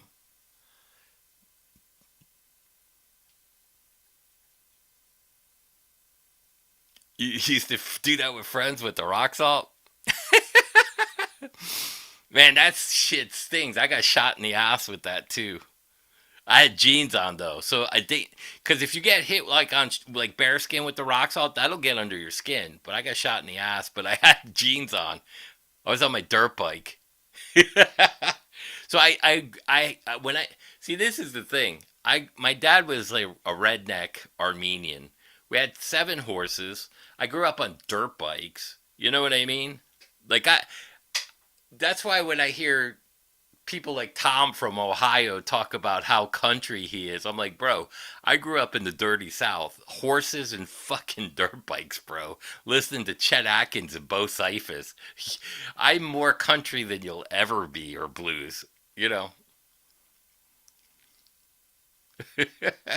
I've owned property in Nashville.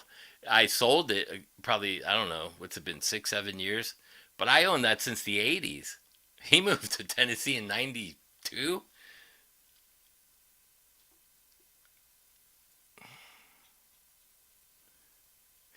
Yeah, that's like someone broke into someone's house and shot people.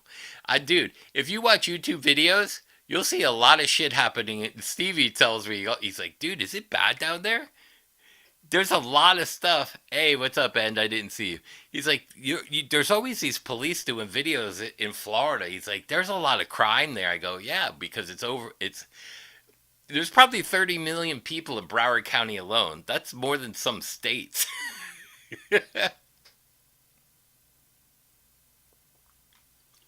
So today, I got in I wasn't in an accident, but another guy, his shit fell off the truck. So I swerved, and I was gonna go in between the median and where you can turn, and I didn't know what. I panicked a little bit because I've been hit by a dump truck. So I went around it, and when I came around it, I hit the curb.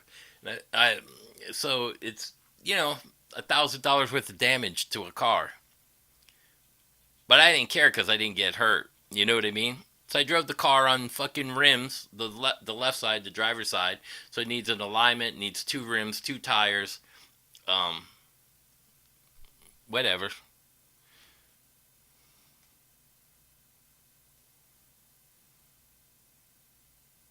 Yeah, yeah, he's from Cleveland, the old fucking Angora. Do you remember a band out of Ohio called Paris? Let's see how if Cool Breeze knows this band. Paris from Ohio, the old Angora Ballroom.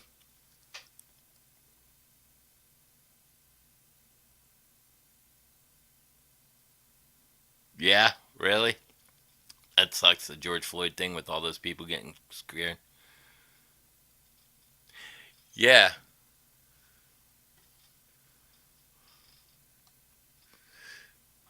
So like, so let's say Zach lived here, right?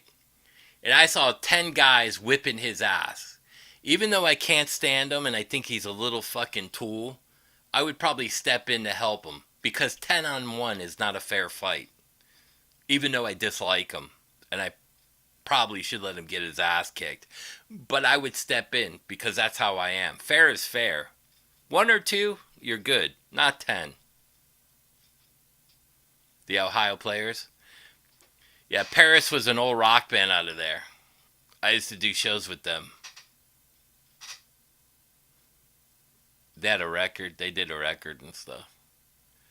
But that's the same. I wish no harm for even my worst enemies, unless they do try to harm me. You try to harm me, then you're in trouble. But like if you were somebody that I just didn't dislike, that I just hated, just for whatever reason, and you were getting your ass beat, I would step in to help you. If it was, especially if you were to the point where like somebody was gonna do some physical damage, like permanent damage.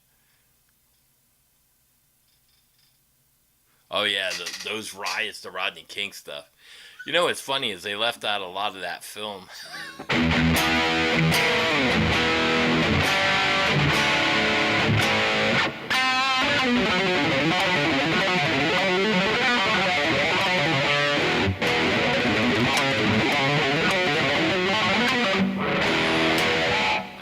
I stiffened up a little.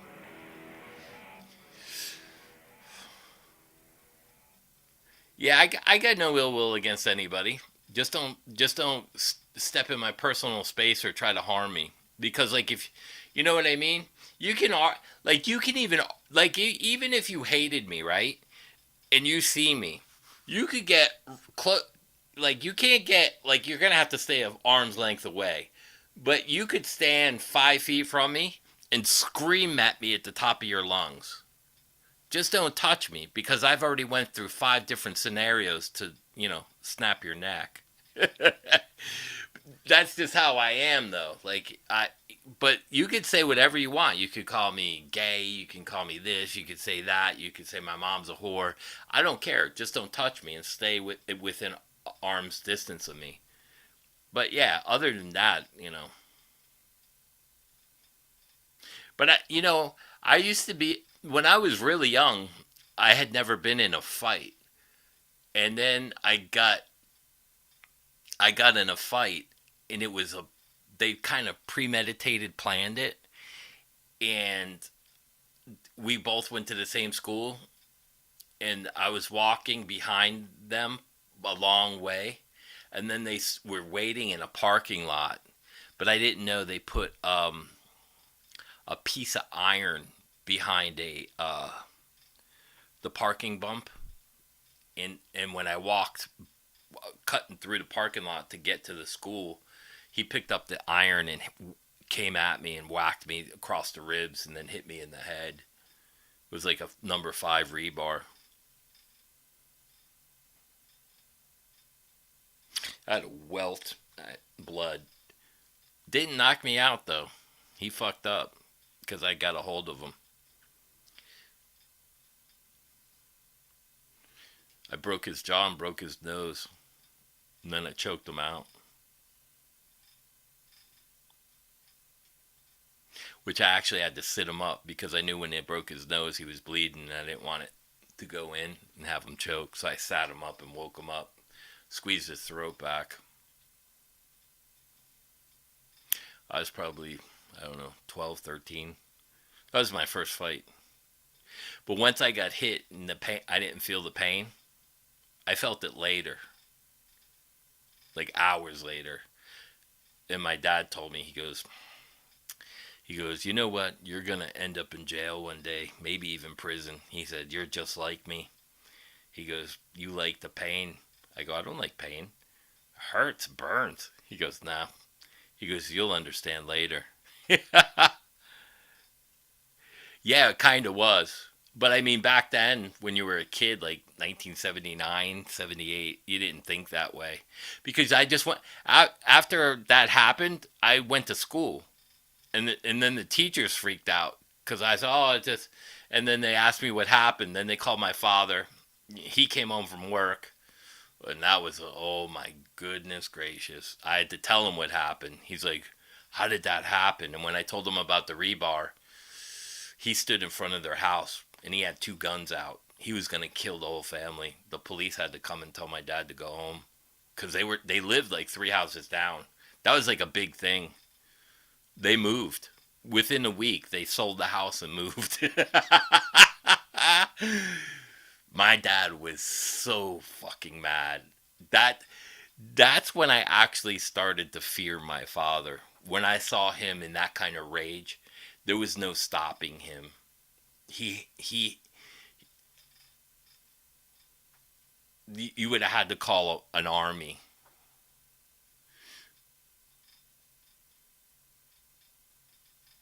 Oh, Miami was bad, bro. Ooh, man. Dude, were you here during the Miami riots?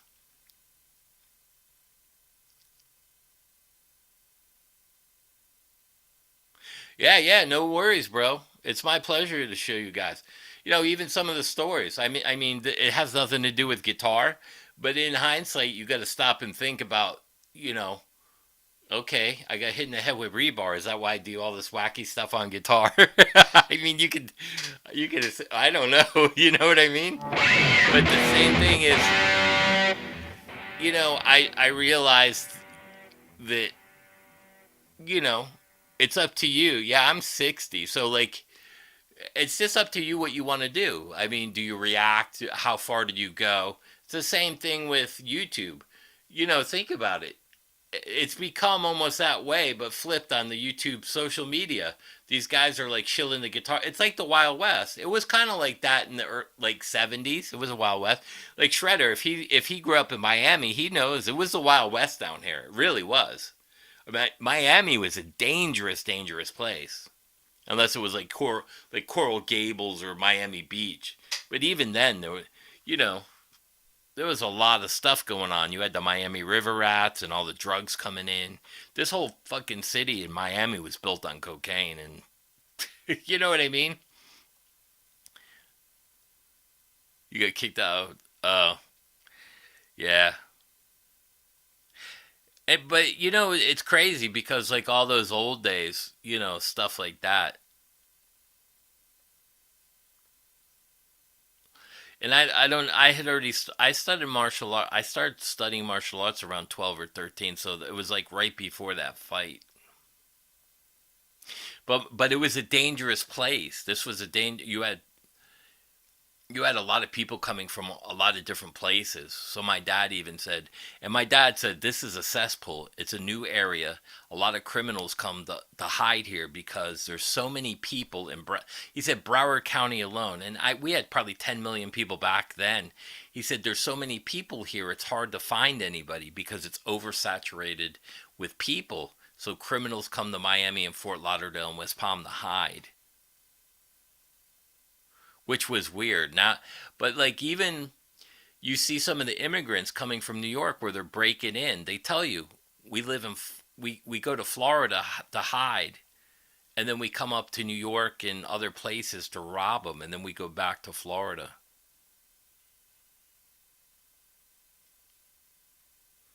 A lot of the New York, yeah, oh yeah, a lot of New York places are moving here, and like I just said, a lot of people, even the criminals, are moving here and then going to other states to rob them. My buddy Lewis, he has a coin. He buys, sells gold and coins and money. He just got robbed, but it was a crew that came from New York and they worked their way down. I don't know if they ever caught him. He actually closed that shop up and moved back up to West Palm. But they broke into an empty store, cut through the wall and cut through a safe from the side of it. It was crazy.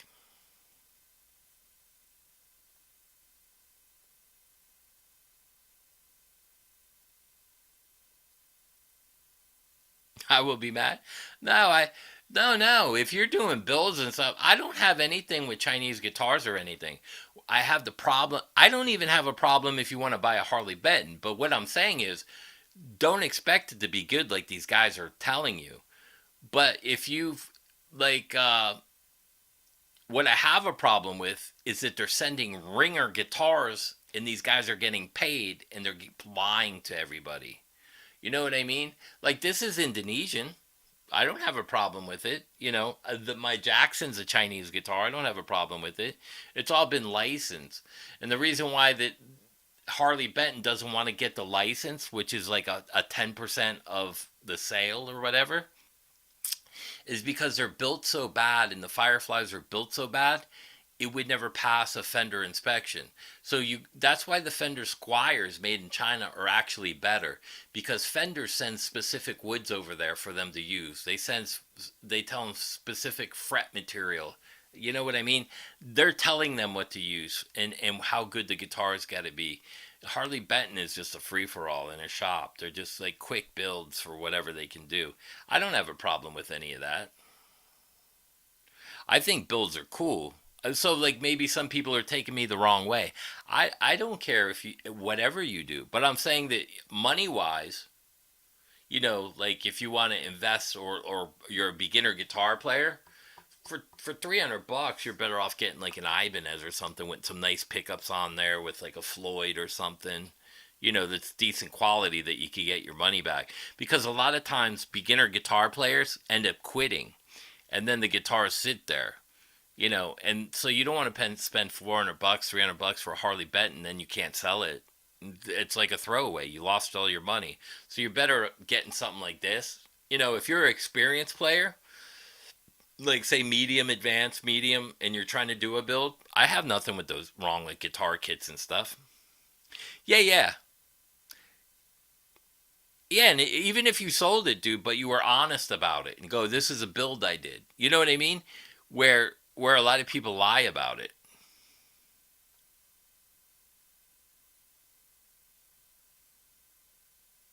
Yeah, yeah. So, the same thing. So there's a lot of stuff built in China, Indonesia.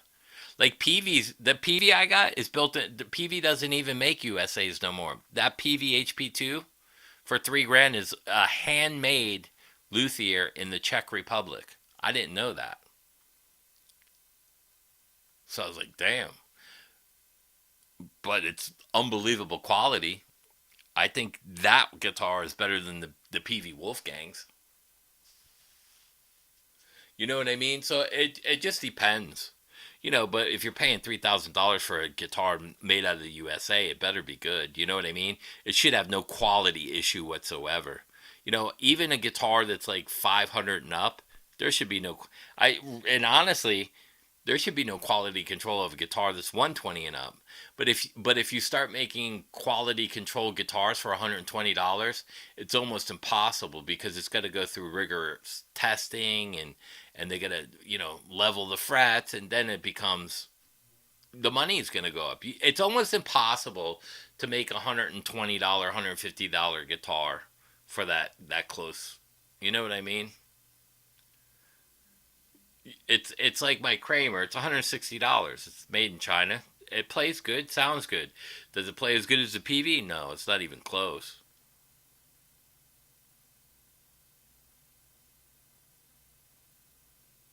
Yeah, George has a lot of custom ones too, like the ESP customs. He sells them at his shows.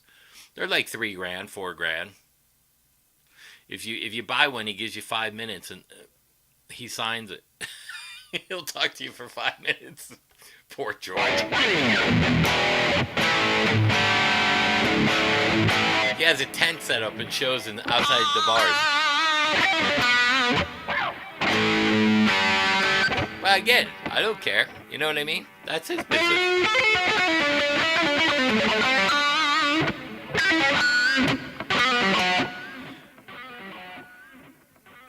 I played a reserve. I didn't like the PRS reserve. I thought it sounded and played shitty to me. I played the Andy Wood Sir. It played in sound. It didn't play good. It sounded shitty to me. I mean, it felt good, but it didn't play well. Like I didn't like the radius of the neck, and the body was like it seemed like it was a little thicker than normal tellies, and it was a good weight, but like there was nothing special about it, and they wanted $2,500 for it used. Yeah, yeah, he does his own builds too. Yeah, he does some of his own builds. He'll sell like if you go to some of his shows, he might sell a build and sell one of his ESPs, like the custom shop ESPs. Steve Collins.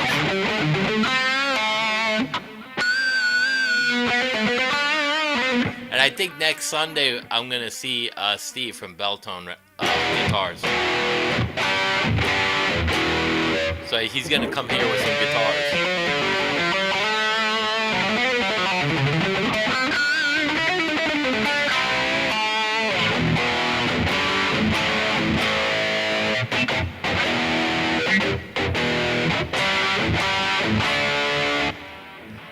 Yeah, see, that's the thing. You could play a cheap guitar, like an Epiphone, and not like it. You could play an expensive guitar and not like it.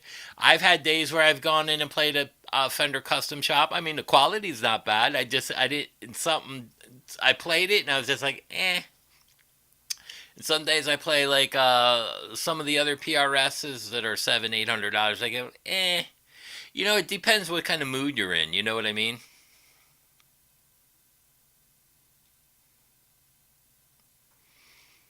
Yeah. I was gonna mention the Randy Jackson thing on Joe's show. Randy Jackson got outed by the Jackson family. You know that, right? He's not allowed around them.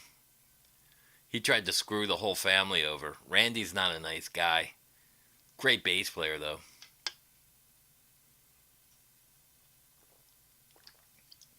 And I forgot what he tried to do to the family. You'll have to look it up. You'd have to look up what did Randy Jackson do to the Jackson family. I read it a long time ago because I don't really remember now. I just know he did something bad. like I don't. It was something with the estate or something.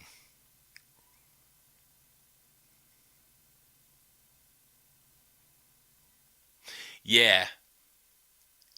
Again, I have to like the way it looks. Then I have to like the way it feels, and then I might just go.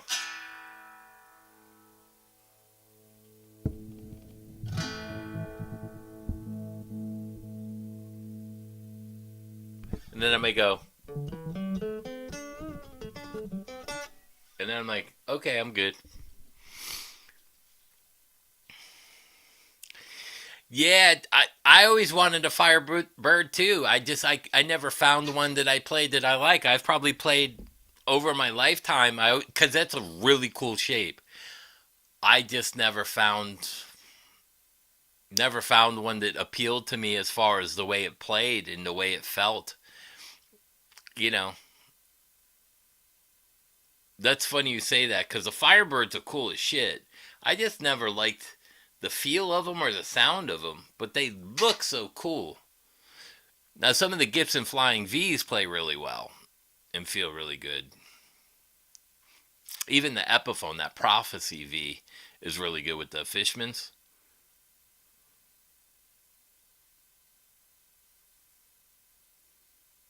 Yeah, yeah. The pups are weak. Oh, you? How do you like that? The Futura. I played one. They're really nice too, man. Yeah, yeah. That's a great guitar too, the Futura.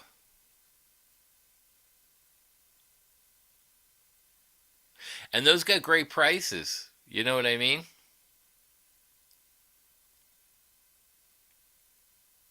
That's another thing, Sasquatch. That was awesome that you brought up the Gibson thing. How what Gibson was doing and how they now a lot of people a lot of people don't understand. Gibson beat Dean in a really long lawsuit that they won in 2025, and it's over copyright and trademark. They won that in the USA for three or four body shapes.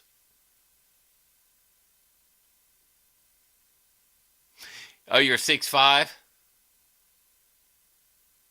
Yeah, they look cool like on a yeah, sometimes like some like the Wolfgangs look cuz it's a smaller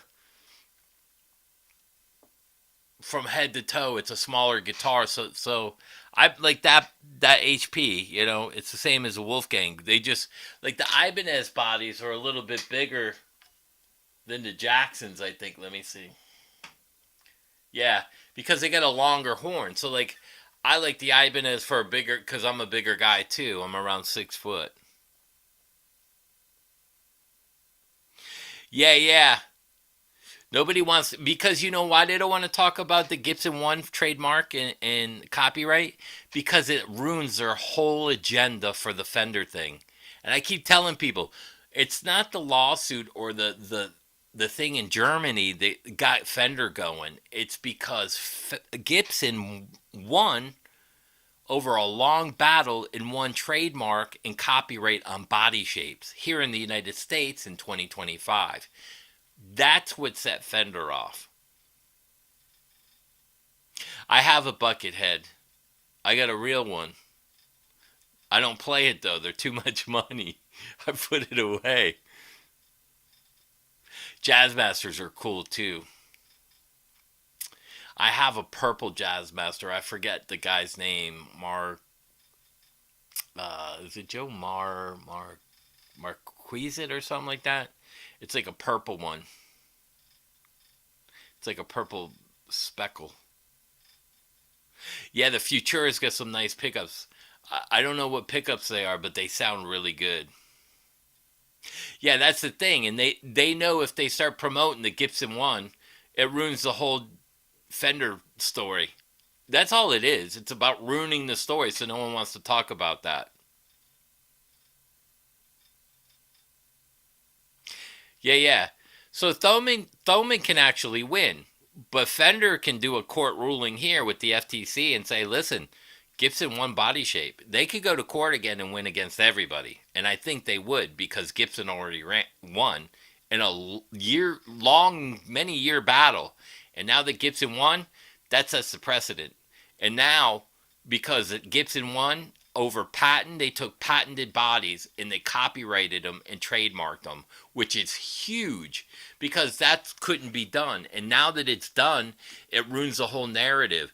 But what Fender can do is block any of those guitars. If they win here, I think they're going to file against Amazon because Amazon, here's the thing, Amazon's in a court case with the FTC too.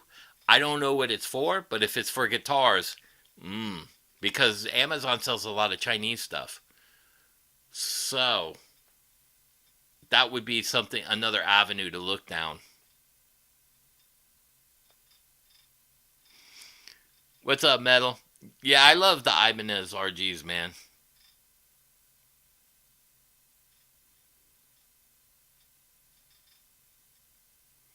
Yeah, yeah. And that's what I think Thoman's trying to get pushed through back through the courts as the description. Well, they were exact copies and had the logo. I think that's what they're trying to do. But again, if I take a neck off the body of a Fender and I take the neck off of a Harley Benton ST and I just lay them down and there's no name on there and I say to somebody, pick out which is the real Strat. Some will pick out the real one, some will pick out the fake one. But the problem is that word Strat is a trademark. And that's where they'll fuck up and they win the case. Well, they associate the look with the name and it's over. But a lot of people don't get that. But that's what the police use to police ID people in a lineup. And I think that would be the benefit of a lineup. Take the neck off, put the body on a stand, take the neck off another one. You could even take the neck off a Harley Benton Strat and then put a Fender Telly there and say pick the Strat. And if they say that it's the Harley Benton, again, game over. You associated the word Strat with the body shape and look. Because now the neck is off. See what I'm saying? It's not just a trademark with the neck. Now you're associating it with the body. Which one's the Strat? This one here. Yeah, I played two Fireflies. Yeah, yeah. They look really nice. But and to be honest, the Fireflies are better than the Harley Bentons. But the Fireflies still have a lot of issues. Yeah, I don't know if they're under $300 shipped though. So I looked at a Harley Benton and I was gonna try to buy one and it was like $275. Then I put it in the cart and it jumped up to $400 because of shipping. And I was like, I'm not paying fucking $400 for a piece of shit. Because I was gonna see how bad it was and then just put it on the show. But I'm like, I'm not wasting $400. You know, 250, $300. You know, that's okay. But but when I saw the price, because they charge you for shipping and import tax and all that shit, the tariff or whatever, it's like $400. That's what I'm saying. So like, I'd rather spend $300 for a keeper. You know what I mean? I was like, man. But some of the if you go through some of and that's the other thing I heard too. Like my buddy was saying that if you go through specific websites like Temu or what was the other one he told me? I don't remember. But there are some companies there where you can actually reverse the charges on the credit card because you're doing it through them. Where Thomann, I don't know if they honor. Yeah, and that's the other thing. If they're using cheap woods and they go on a container and then they're shipped over here by boat, how long are they on that boat for? 30, 40 days in a hot container? Doesn't sound good to me. You know what I mean? I rather it and same thing, and that's the thing that happens with some of the custom shops where I think custom shops you should if you're paying $4,000 for a custom shop, it should be overnight delivery. Overnight. And don't order it on the weekend when the shipping companies are shut down. You know what I mean? You ship it on Monday so someone gets it on a Tuesday. That way, someone's in. If it's in a truck, they got to take it off. It's overnight. You know what I mean? That way, that guitar with the wood isn't sitting in a below 20-degree temperature or something at night, and then going up to a 90-degree temperature in a truck. Have a great night, bro. What is today's? Sunday. Yeah, I forgot what day it is. 20, 30 days, not counting the port. Yeah. See, like if you're if and that's why some of the Harley Bentons, like they're saying the bodies were warped or twisted because they're sitting in these containers for so long.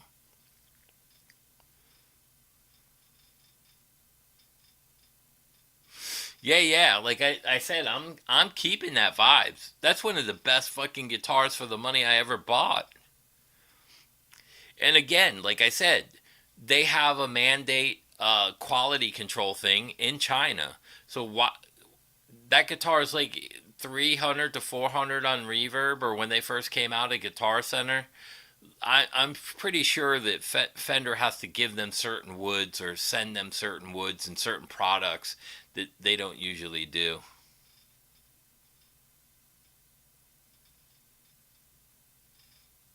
Yeah, yeah, I would do overnight delivery. Like I would pay if I'm paying $4,000 for a guitar, I want it to be shipped that day and get it that day or in the morning. And here's the other thing. I would tell them that I'm picking it up at the warehouse so that it doesn't go on a delivery truck and sit there. Load it at night and then sit there in the morning when it's heating up. No.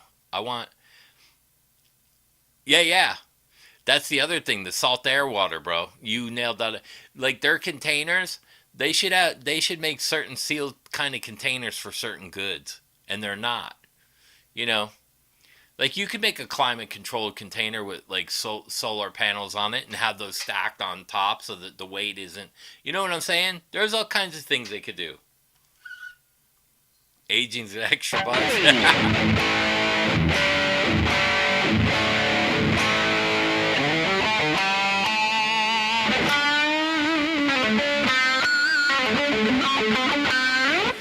And that's funny you do say that because there's a lot of beach gigs around here on Fort Lauderdale Beach.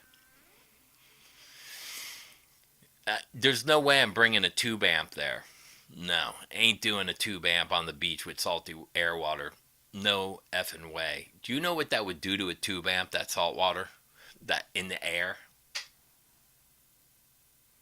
But see, like again, people don't think of altitudes with the vacuum sealed tube. They don't think of like beach air versus inland air. You know, I I mean that's your own fault if you don't research it. You know what I mean? Oh, they do have them. Yeah, I'm sure they're not doing it in the trucks though for the guitars like AC, like climate controlled, like humidified. Like containers built out of cedar with a humidifier in there, and all these guitars in the boxes.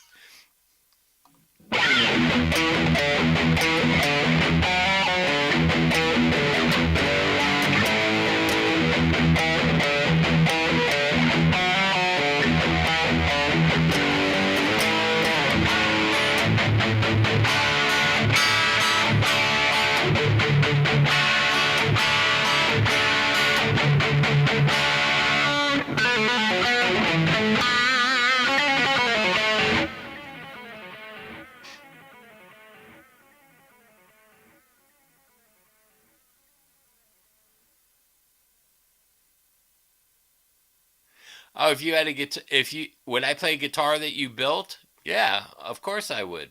If I liked it and it was, yeah, yeah, for sure. Like Steve's gonna come up with some guitars, and I told him if he wants to do those guitars for me and Dave, we'll play him like a song on each tour, like each show, and we'll sign the guitars, and he can auction them off, like off his website or something, and then people can buy them.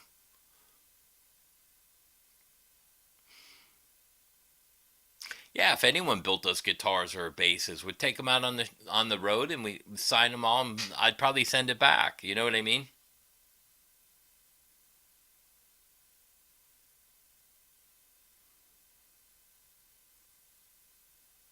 You doubt it.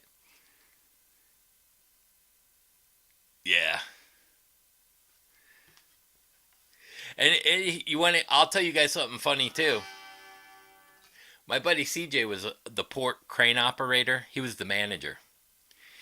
He would tell me that those gas tankers, those boats, the big ships that carry the oil and the fuel, they would sit outside at sea for $2 or $3 and have. So here's how prices get raised. I'll probably get in a lot of trouble for this. Hope not. But they'll sit out there and go in circles, or they'll just dock out there and renegotiate the price they're trying to get on that boat. They're like, no, he's not coming in. It's an extra $500,000. They do that. And it raises the price of the barrels, and it's horrible because contracts outside, they know if if it's a Serbian boat carrying the oil, they can renegotiate. Once they're in the USA, they can renegotiate the USA contract, because contracts between the USA and outside this country, they're not upheld in court.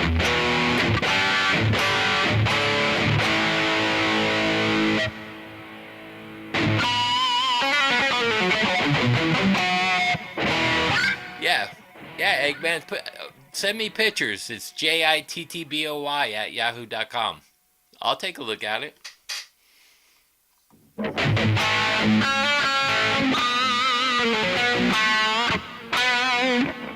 You gonna pay me lots of money to tell everybody how great it is? No, I'm just kidding. No, if you listen, if it's something that I want to play, I'll even have it shipped from you. I'll send you the money to be shipped or whatever, and then I can demo it here and then send it back. I'll pay for everything.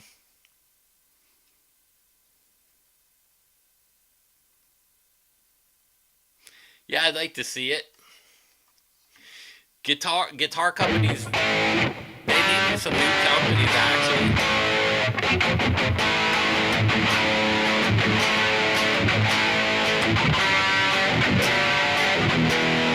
Why don't you get in contact with Steve from Belltone? Go on his website, look him up. He might build it for you, and he'll build anything.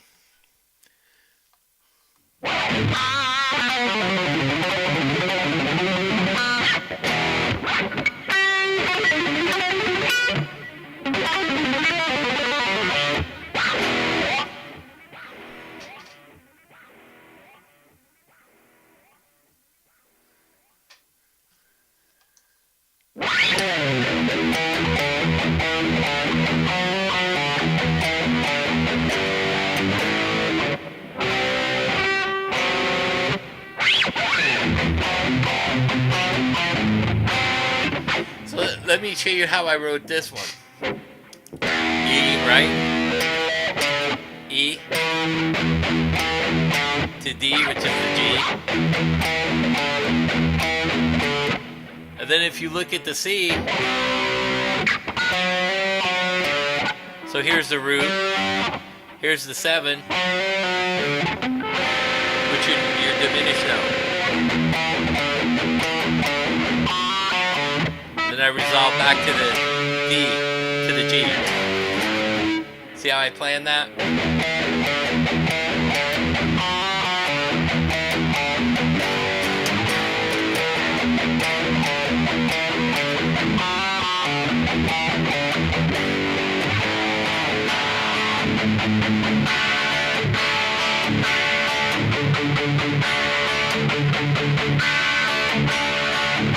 And then D, which is the 5 of the G. So that's an idea of how I think when I write. So I'm using everything tied together.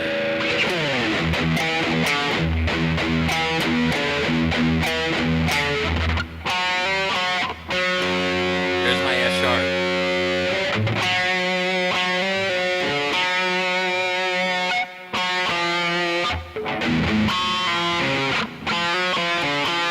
I wonder if I did with the flat 7. See, it just doesn't work.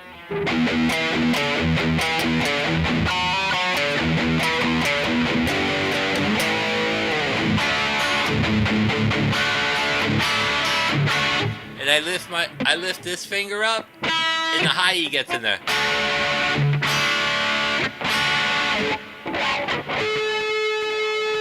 you gotta be in tune.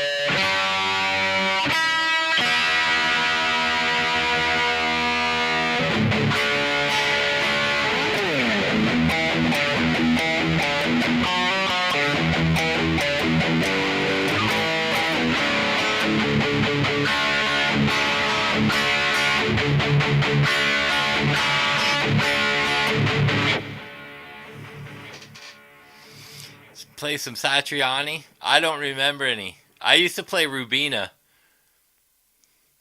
Yeah, I got big hands. Yeah, I got monkey paws.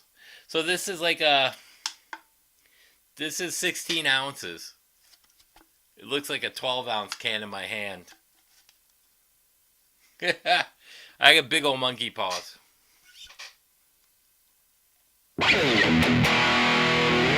That's like the stretches, you know.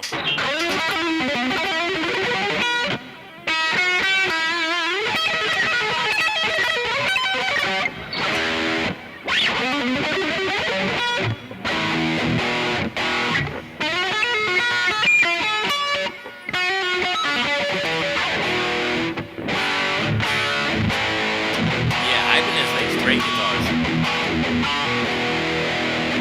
But again, there's a lot of guys playing Ibanez. Paul Gilbert, Herman Lee. But there's a lot of players, Joe Satriani. There's a lot of name players playing Ibanez. And there's a lot of, there's a lot of guys that play Charvel and Jackson, like Guthrie Govan and stuff like that.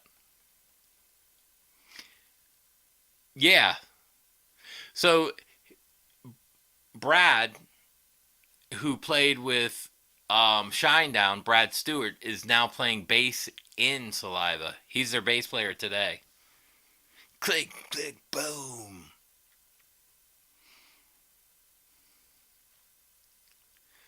Do I like all different neck shapes? Yeah. No, because I have such big hands, I can play anything.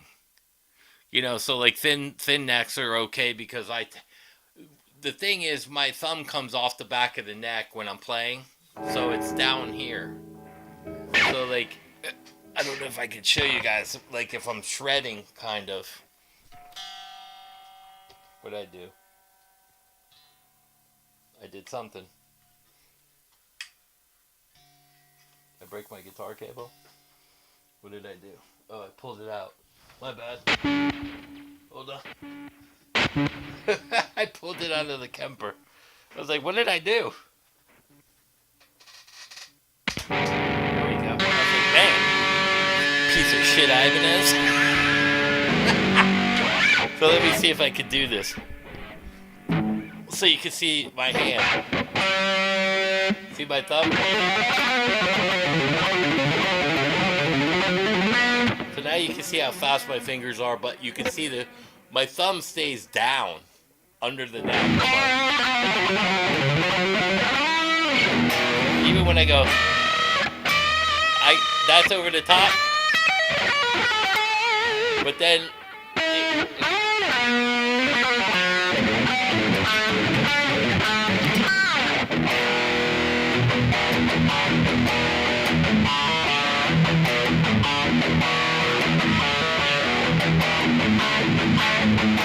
see how my thumb moves? It's weird, right? Yeah, my thumb.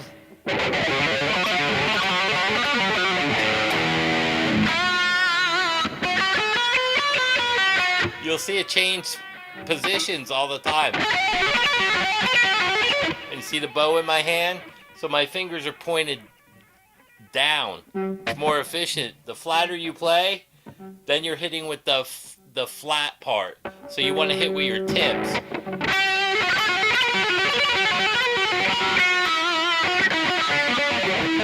So even when I do arpeggios, it might sit like in the middle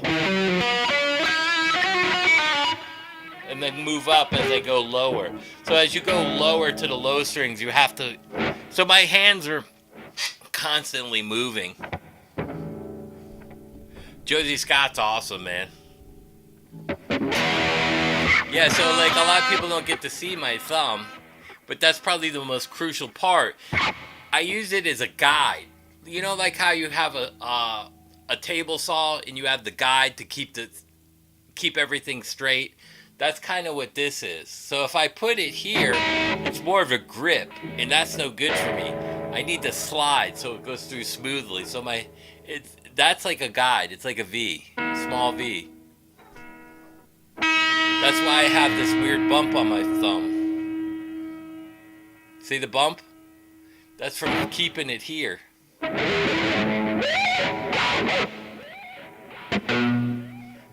Yeah, that's the biggest part. So like I could show you this way, but if you're looking this way, that's the crazy part.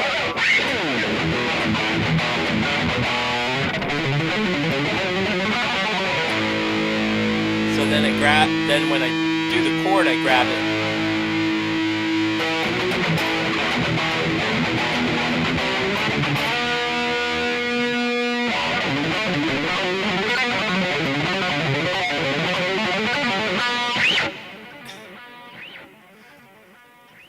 No, I don't remember him.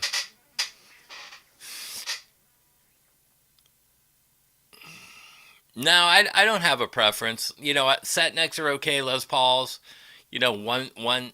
You know, the problem I have with the one piece neck is if you break something, you can't replace the neck. That's why I kind of like Ibanez and Fenders and stuff like that, because you can get a Warmoth neck or an all parts neck. You know, it's almost cheaper to buy a new neck than to get a fret job nowadays. You know what I mean? So I do like the appeal of that. Not that I play so much anymore that I wear frets out, but yeah, you just want the tips. So you got to create a bow in your wrist, like a classical guitar player. So if you watch, my hands always bow. And when I do chords, it don't matter because it's just one finger going across the three. So you have to kind of flatten it out to get it flat to cross. If I'm pointing it up, I can't get it across the whole chord.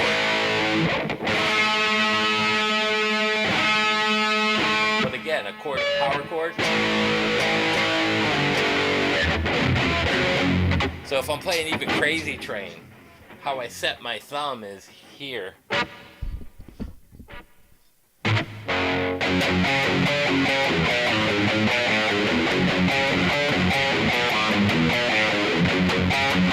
See how my wrist moves? You have to get in the right positions. Same with speed when you're doing certain kind of licks. So like if I do like, so like these were scales I was playing, but if I do like a stretch, like a string skipping run, like say like Paul Gilbert, see my thumb stays, and then it moves.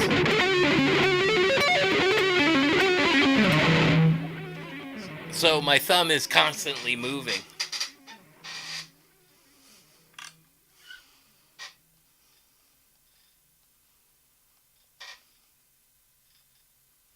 Yeah, he did the same thing. That's actually where he told me that if so you get this from classical music, but if you watch Holsworth play, he played like a lot with a really big cup. And I asked him, and he said the reason why he cups, because if he lays flat, it limits his stretch. So when you cup a lot and you can get the tips down, you can stretch wider. And you can bring your shoulder underneath to get that stretch.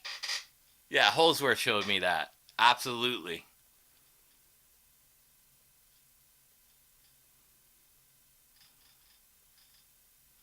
Yeah, I don't remember him.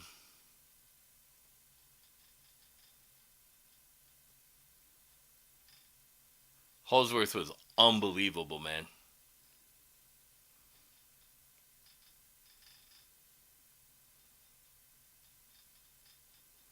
Yeah, Saliva had a certain sound, kind of like Shinedown. Since Jason Todd's gone, I don't want to say that they suck, but I loved 45 and the first couple records with, Fly on the Wall. I loved Jason Todd.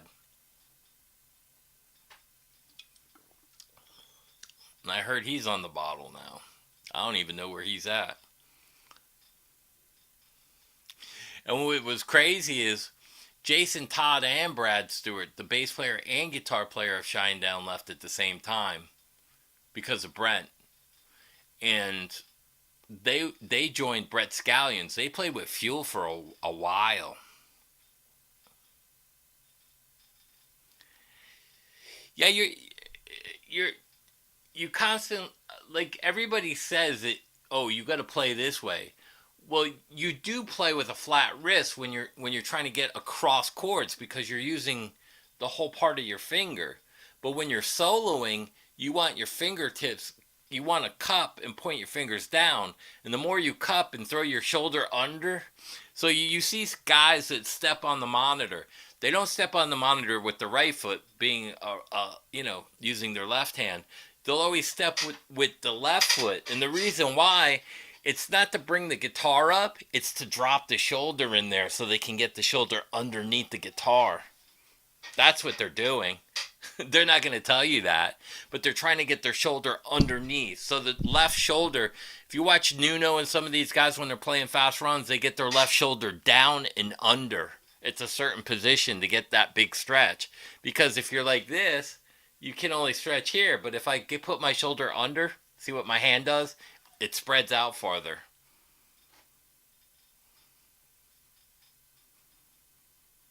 Thanks, Michael.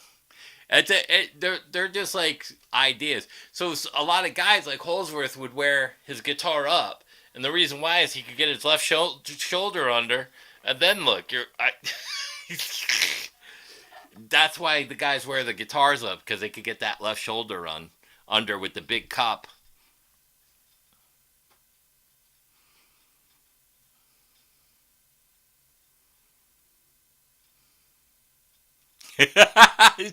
Oh my God, no. Yeah. A lot of people can't. They got to play and put their feet up. So like I got used to doing both, sitting down and standing up.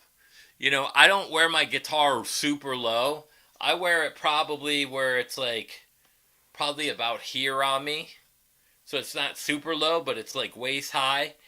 And what happens is because it's waist high, I can still get a good cup on there without dropping my shoulder in. That Taylor Swift thing's funny. They opened their merch, and it was shipped to them, and the packing filler was shredded up album covers from Aaron Lewis. Oh my goodness. That's another guy that's getting blackballed from the country music side. And I think he's got some great songs. See, Aaron should have did the country thing first and then came out with.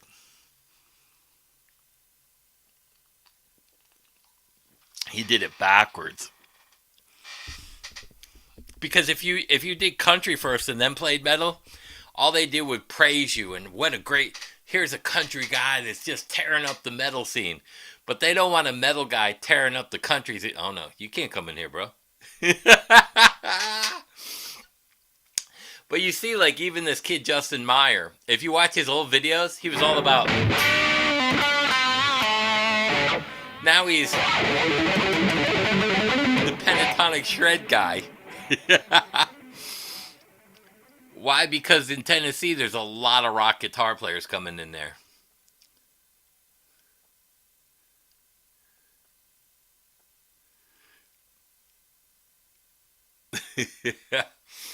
Yeah, I'm gonna have to look that up too.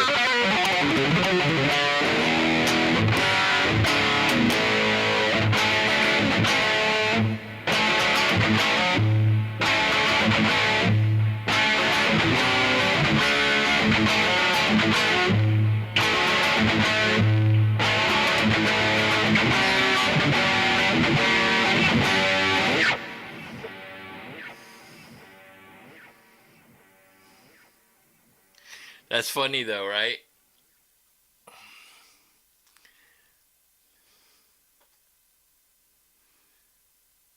Yeah, Marty is a.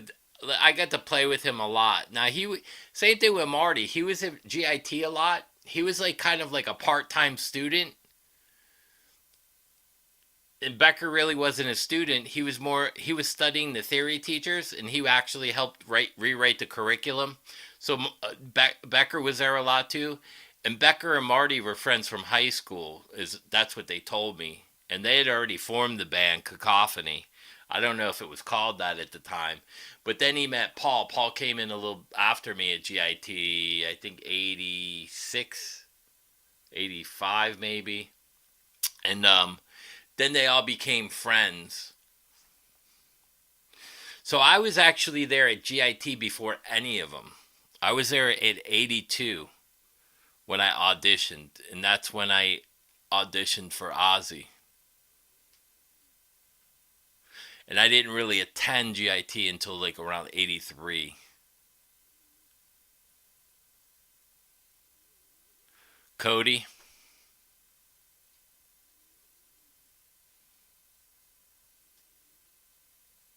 Yeah, John Five can play a lot of different stuff. He's an interesting guy, John Five. I don't think he's an incredibly amazing guitar player. He's doing a lot of the same stuff, but he's able to go from genre to genre. It's like a Guthrie Govan. He can play anything. He can chicken pick. I mean, he's really good at it. So the other guy, I forget his name, Michael Lee Firkins. If you want to see a guy that can play fucking shred metal to shred country, Michael Lee Firkins. Now Michael was there. I don't know what year he was there. I think he came in. He was there before Paul, I think. Yeah, violin player. I used to listen to Itzhak Perlman and all those guys because I grew up playing classical piano first. That was my first instrument, classical piano. I actually started that before guitar.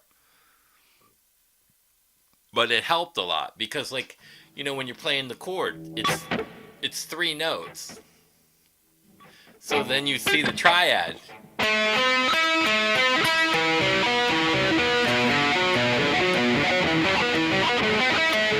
So for me, I'm playing chords individually, notes. That's how I look at that. I don't see it as a triad. I see these as chords.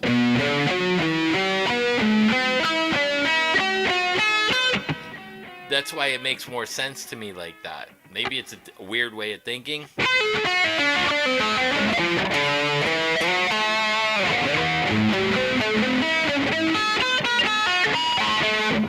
You know what I mean?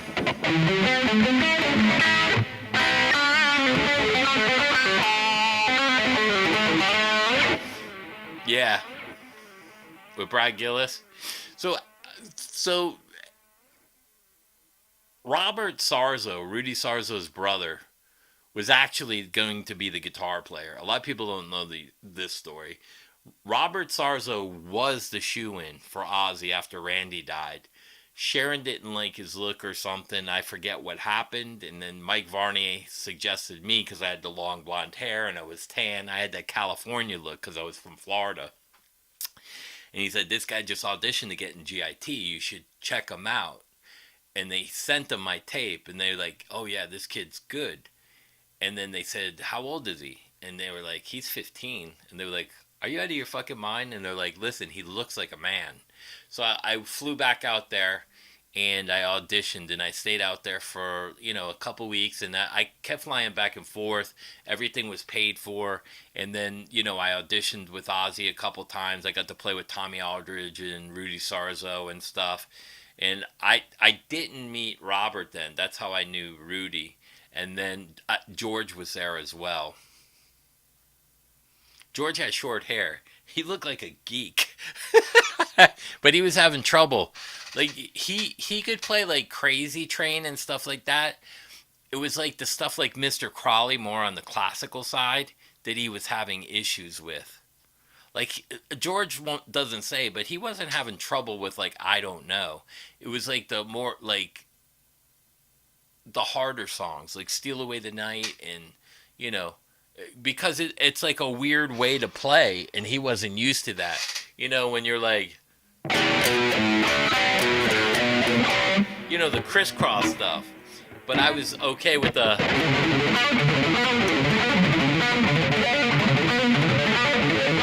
So it didn't bother me.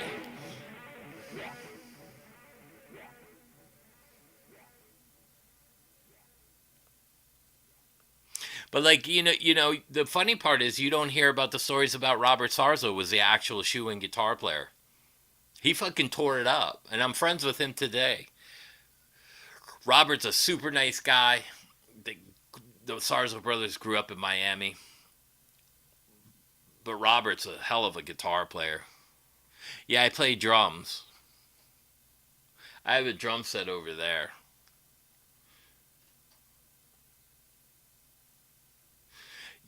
Yeah, and that was the thing because keep playing piano and stuff is very rhythmical because it's you can't. There's certain things on a piano you can't slide, you can't bend.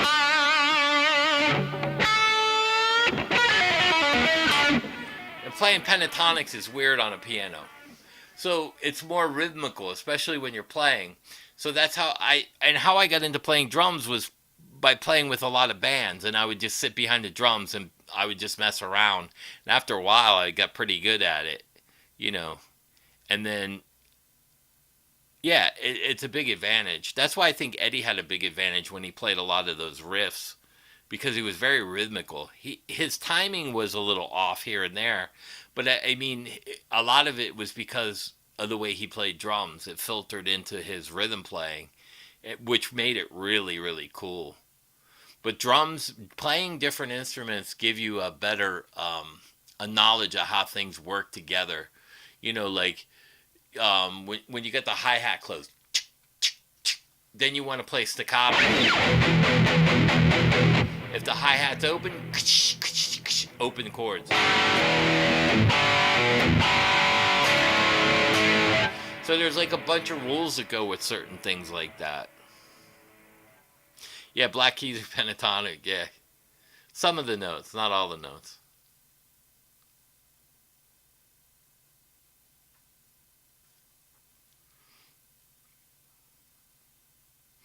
Yeah, Sharon didn't like George's hair. He had cut it all off, but I never knew who he really was back then.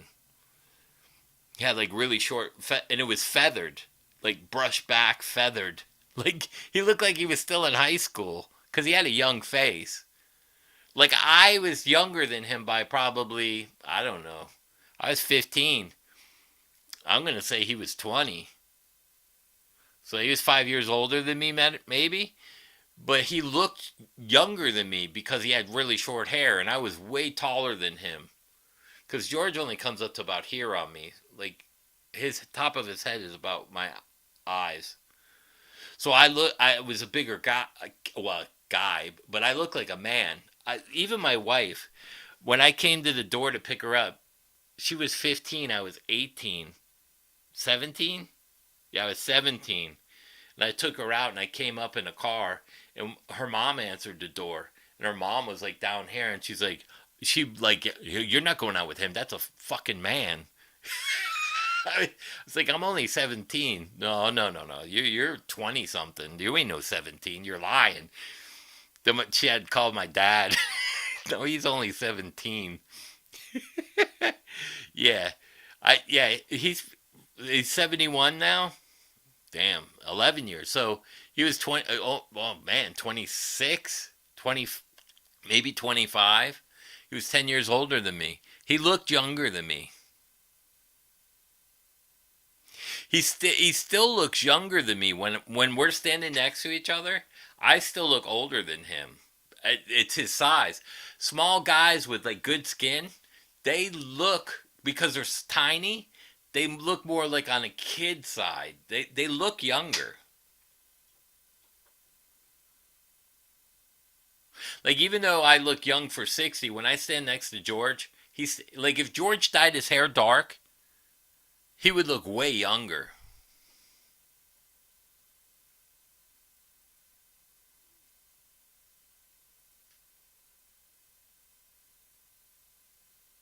2-person gigs with her. Yeah, it's kind of weird. If you can still play guitar and drums, you'll make one hell of a bass player. Yeah, that was like the song I was playing earlier. This is another one.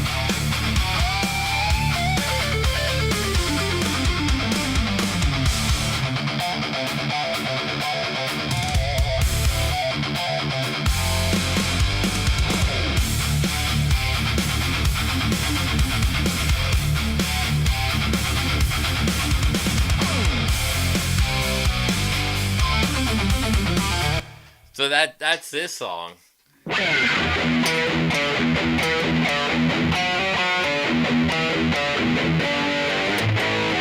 that lick was, I think, like that country lick.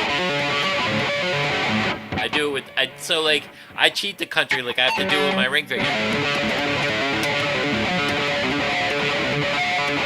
Like that. I play it slower though. Oh, there's George Wilbanks. Check out George's channel, man. He's got some cool shit. He's a great acoustic singer. Actually, some of the labels stole some of his music. He's got a great story.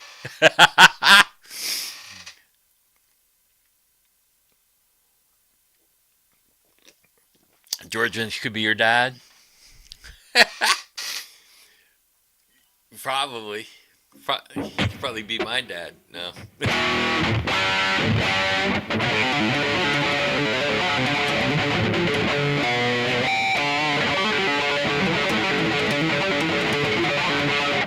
I forgot what I did on the second part though.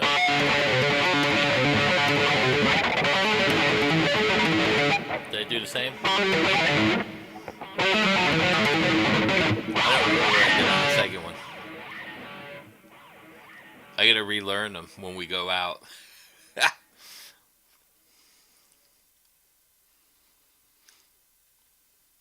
I know the basics of it, but I don't remember like the little break. I just remember doing that little country.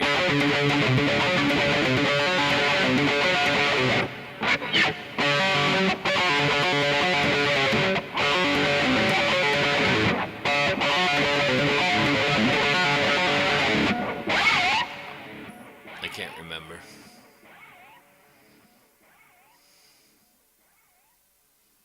Yeah, mail me some of those songs. Yeah, so like a lot of the stuff, like, so some of those licks are punched in. Some of those like little licks. Now that was already pre-done, where I had to do the lick first to program the drums. So some of those drums are programmed, but I had to get that part in there. I actually had to build the lick first.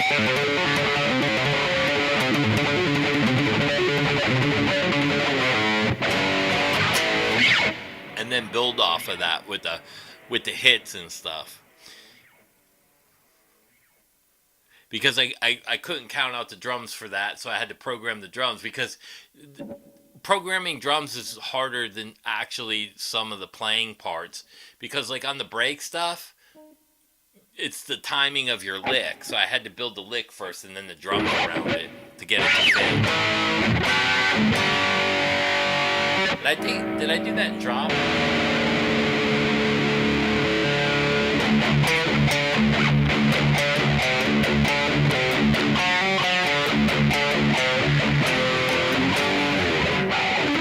I did change it, but I don't remember where I changed it to. Maybe half step down.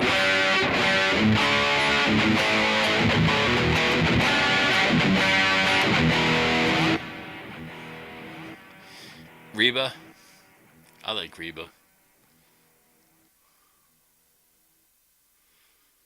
Everly Brothers?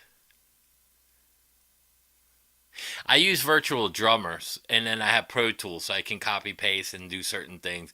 It is hard, but once you've been doing program, like I've been playing, like I use an electronic kit, and then I've been programming drums forever.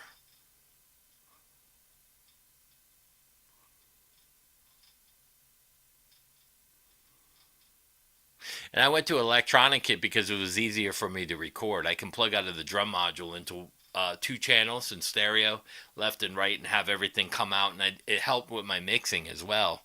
I hate to say it, but in the recording studio, electronic drums is the way to go. Because you could pre-do all the sound on the module. You can make your snare pop. You can have the kick a certain way. Then you could have different levels, like your floor tom louder than your, you could do all kinds of stuff on the electronic kits. It's way easier to record on an electronic kit for me.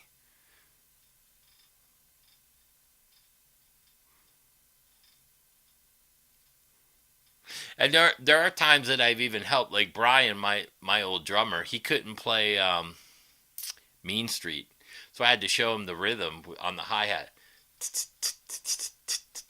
with the kick. Boom boom boom boom boom boom boom boom boom boom boom with the.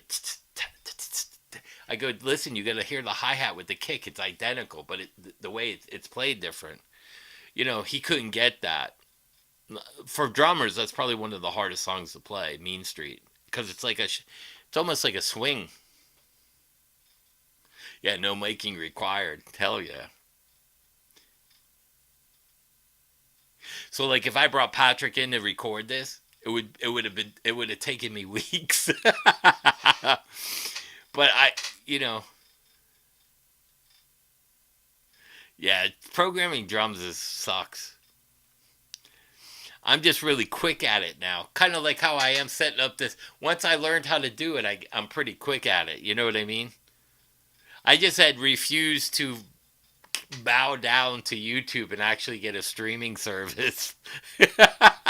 I tried everything I could in my power. I just couldn't figure out to get around it. Because if I could get around it, I'd tell everybody how they get around it. But when the kid's set up, my kid loves coming in and playing them. My kid loves the drums. He loves keyboards and drums. That's funny. Because I think Sasquatch said something about drums and keyboards.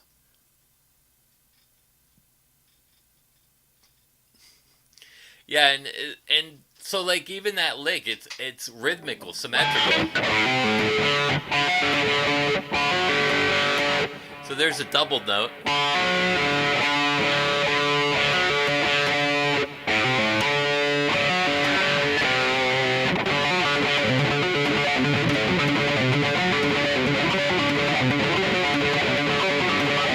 So it's a rhythmical lick. So like I do a lot of rhythmical playing. Like even my lick, if I go,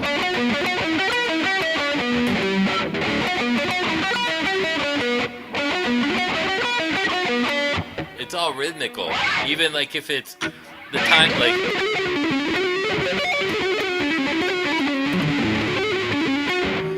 it's all rhythmical for me.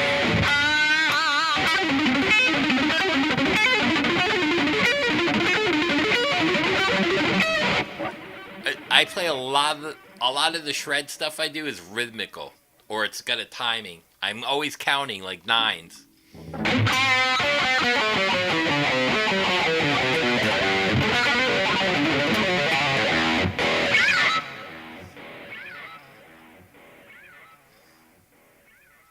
Yeah. Oh, there you go. You could get virtual drums is really good. That's really good to do. Once you get the hang of it, like even Pro Tools. Pro Tools was hard at first. When Pro Tools first came out, man, I was having a lot of trouble with that. I don't even know how long it's been out now, 20 something years. But when that first came out, it was really complicated. Kind of like the Kemper. When I first got the Kemper, I got the Kemper Stage. And it was really complicated. I didn't understand what it was meant to do. Now that I'm a little older, I understand the profiling of amp heads was so accurate. So when I figured out, shit, I could profile a head in a minute and a half, and then my rack one has some of my heads in there. I was like, no way. It opened up a whole new world. But when I was younger, I didn't really have the patience, even on some of the new equipment. Now I understand. It'll take time for you to change, but coming from that background and learning Pro Tools and Fractal and this and that and some of the other, you actually get to know how to do a lot of the engineering part of what they did. You know, like I figured out the boss, the what was it, the MX 100 or 1000. I wrote to boss. I go, it's no good for me. And they're like, why? I go, because you put a limiter on the hertz. Like I can't go above 5K. I go, that's what a cabinet is. But I go, you didn't take in consideration the frequency up here. I go, that's way higher than 5K.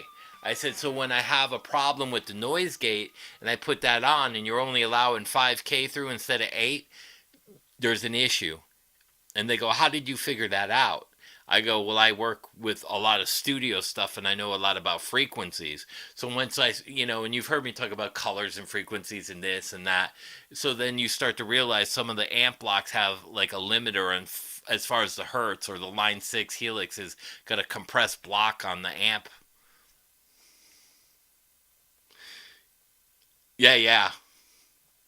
That's a great thing to do too. Yeah, use your fractal for automating in your DAW. Yeah, so you know.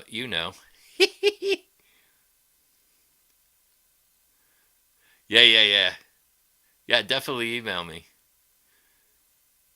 Yeah, and the same thing, like every time you guys come on and like I get an idea or whatever, like showing you the position of my thumb and the cupping and the fingers pointed down, that'll help some of you, especially beginners to advanced guys, because a lot of people don't talk about that. And again, like I said, a lot of people don't talk about the maintenance of a guitar or this or that, or, like I couldn't get this to work. It's beyond me because I tried everything in my power, like when the YouTube thing was giving me an issue.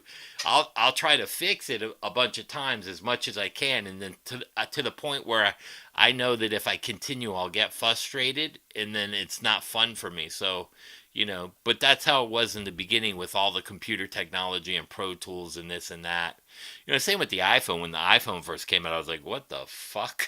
I'm like, I'm not an iPhone guy. Give me my flip back. Yeah, that's why I said, and you can use it to your advantage. You can either let it ruin you, like these guys like Rick Beato, like the I Told You So, who fucking, I told you what? You failed in the music industry. I'm not listening to a failure. I'm going to listen to somebody that, like me, that use AI for 20 fucking years. It's been out a long time. But I use it to my advantage to write. You know what I'm saying? I don't use it to cheat. What I do is I use it to influence me, because I don't have anybody in here that I'm working with. I'm not on a session with other session players. So I may type that in and see what it spits out. Here, check this. I might put in AI their song track and say, give me a pop song on this because it's a country. I go, oh, listen how they did that. They used the dominant second here instead of a turnaround, what they used it for. You know what I mean? And then it gives me an idea. Oh, shit. What if I...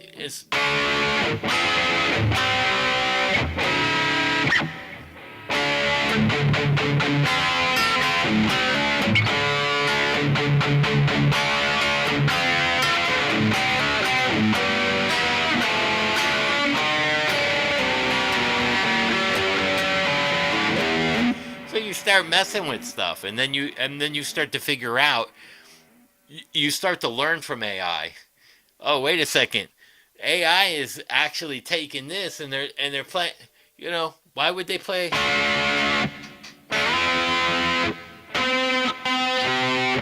Oh, that's a C. So they're playing a D, which is a 5, to a 4.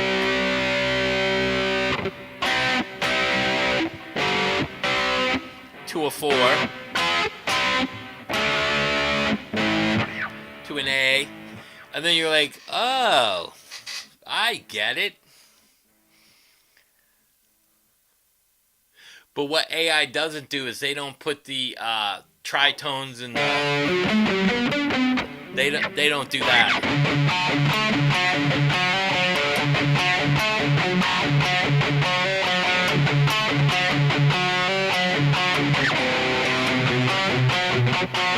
So you got all your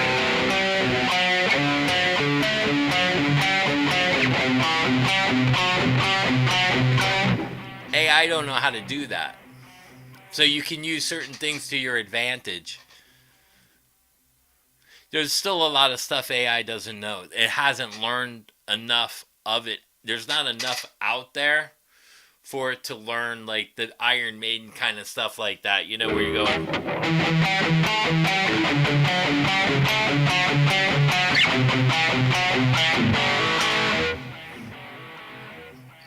That's like a whole nother way of playing. So like you start to develop certain ideas. So like even if you took something metalish, right? And you go,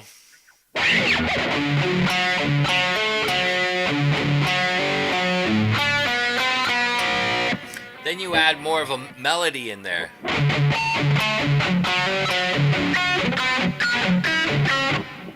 You know, now it sounds more like White Lion than Iron Maiden. So you can change things by adding certain things to kind of give it a different sound. I still use what's the other one? Ableton Live. I use that as well. I use Ableton and Pro Tools.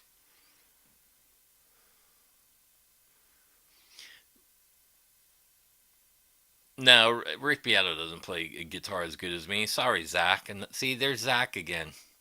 See, dog. Beato, did you see Beato play with fucking Nuno Betancourt? That was a fucking joke, bro. A joke. Looked like a deer in the headlights. So here you go, Zach again. Sea Dog. I bet that's a brand new account, or maybe an old account. Rick Beato is pretty smart, but he was an undergrad into a professor position, didn't stay, and he received a doctorate through Atlanta. You know, kind of like when you get your degree based on your achievements that he never had. Sorry, bro. Try again. Come back with another fake handle on another day. Again, I'll let you keep going. See, dog. I get a snapshot of that off of my computer.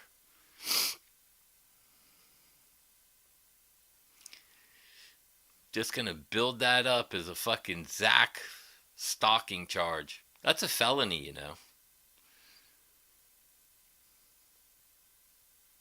Oh no, he's a failure. He's a YouTube sensation because of his kid. He's a failure. His record label failed. His management company failed.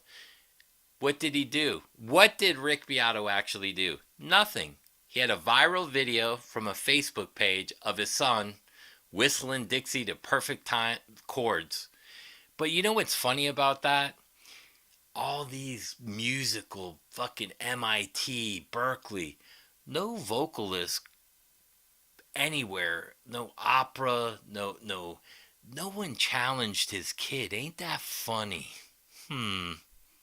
I would think some kind of freak kid that can name chords and sing every note in a chord and name every note would be on stages in front of the best vocalists in the world. Never happened. Fraud? Yes. Complete fraud. He's an industry plant. That's all he is.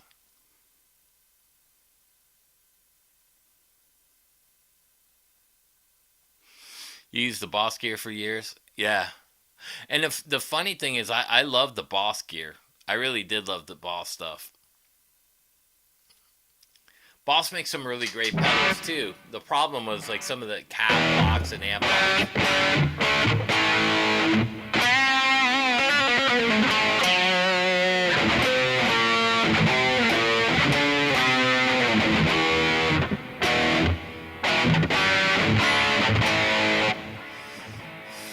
He's interviewing legends, really? I guess you didn't see Dave the Beast Spitz from Black Sabbath in my house, drinking and hanging out, and then we went to dinner. See, I don't interview legends. I play with them. Because they're my friends, not sucking up and paying them money to come hang out and do an interview. See, that's the difference between me and Beato. Sasquatch, here you go. Here's Sea Dog, right? His name is Zach, more than likely. He comes on, he's a troll. He gets shut down, and then he comes up with some more bullshit, and then tries another name and another one. This one, I don't know what it is. It's a RG. It's a 421. That's a 420, and I don't know the name of that one. RGs are really nice.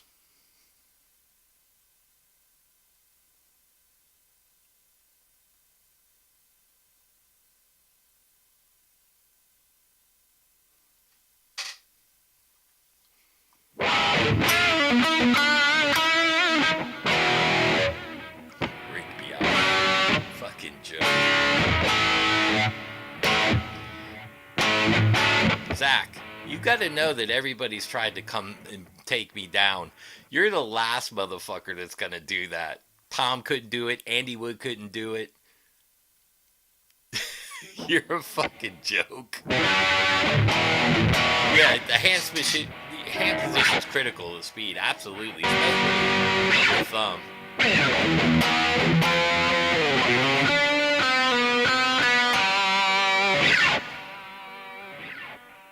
Yeah, I don't need 3 million subscribers to pay for so I can get a fucking.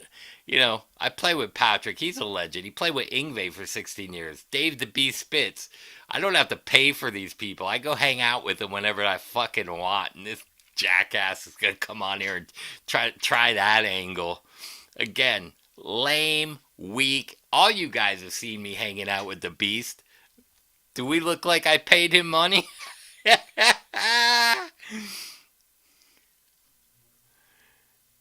No, you're delusional. You know who Zach is. You got to roll. Yeah, that's what I thought. Sea Dog, keep on rolling in that big chair that you're sitting in your mama's basement. Your mom's trailer. Sea Dog. Should be Salty Dog because you like jizz. You like my show, jizz. You want some more jizz? I'll be here next Sunday. I gotta roll. Okay. No, Joe doesn't come on Sundays anyway. But I know you like to come on here and create fake candles and listen to what show I go on to. It's a weak, lame attempt. You got shut down at Glam Hippie, too. You'll keep getting shut down on other people's channels, trust me.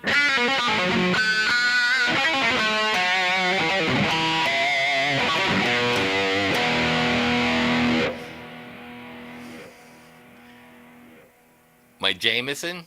Yeah, I don't drink shit beer like Tom. Zach, I drink the good stuff. Yeah?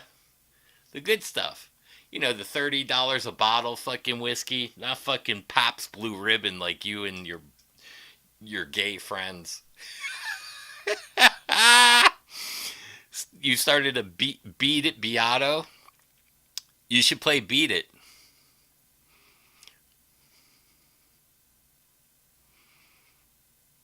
I enjoy life, Zach. Unlike you, trolling fucking other people's channels. How fucking lame. On a Sunday night, you ain't got nothing better to do. Why don't you go help your mom clean the floor, bro? Be a good boy. Maybe she'll pay you your fucking $20 allowance.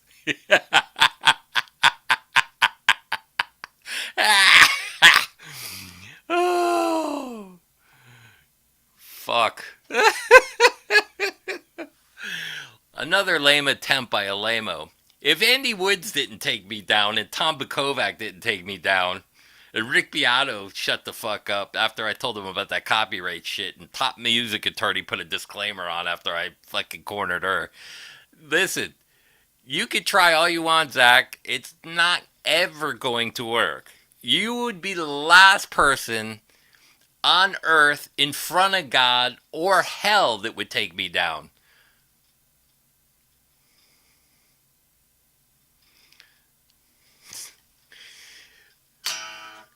Zach ain't even good enough to clean my fucking dirty underwear.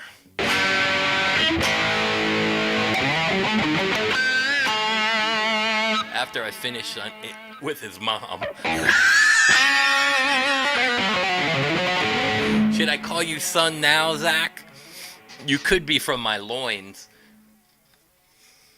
Ain't no way you come from my loins, boy. When we get home, I'm gonna punch your mama right in the mouth. Yes, Daddy.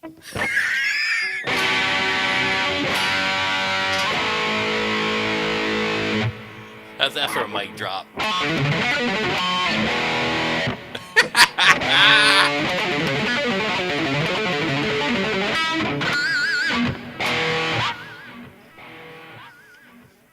I gotta roll. Yeah. The glam metal hippie. Yeah, he's awesome, right? No bullshit, just plays. And what he does is hard. He plays all those tracks on the spot live. I'd fuck all that up.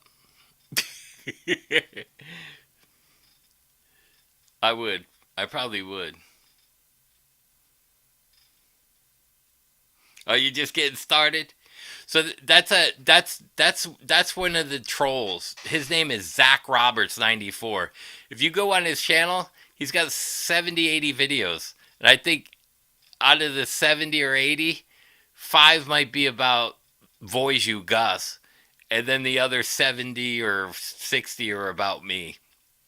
It's hilarious. He's been trying his whole video career to take me down. To the paradise city where the grass is green and the girls are pretty. Oh, Zach, you fucking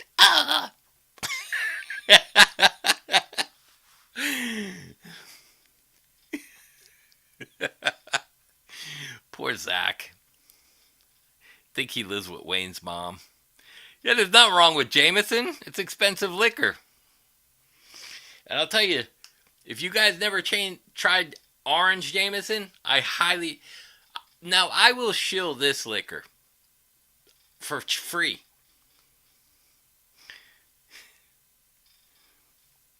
That's good shit right there.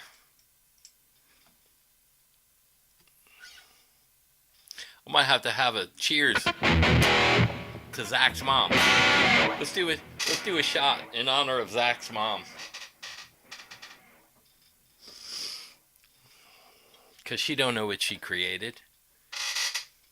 Gotta shake it up a little, get that orange floating in there. To Zach's mom. Orange JMO. That's what you call living, boys.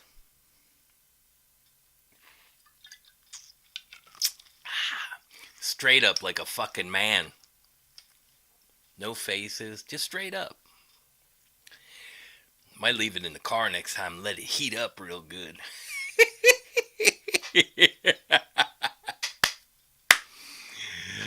Oh, poor Zach wears cargo shorts to gigs. Oh my god. Yeah, you didn't fucking leave. You're a fucking pussy. You want to see what gets said about you, and you fucking eats you up, Zach boy. No, I'm not calming down. I'm fine. I live a fucking great life while you live with your mama in your fucking mobile home. As you can see, matter of fact, Zach, I just bought 2 more guitars today. I bought these 2. $600 plus a Charvel. What did you buy? Pabst Blue Ribbon? Some Depends for your mom? Come on, bro. You're not gonna beat me mouth to mouth. You're too young and stupid. Young, dumb, and full of actually nothing. Because if you had cum, you'd be out there in the bars trying to get fucking laid. Oh, I forgot. They don't have gay bars where you live. You gotta wait for Andy to play. That deserves a second one. Cheers, everybody.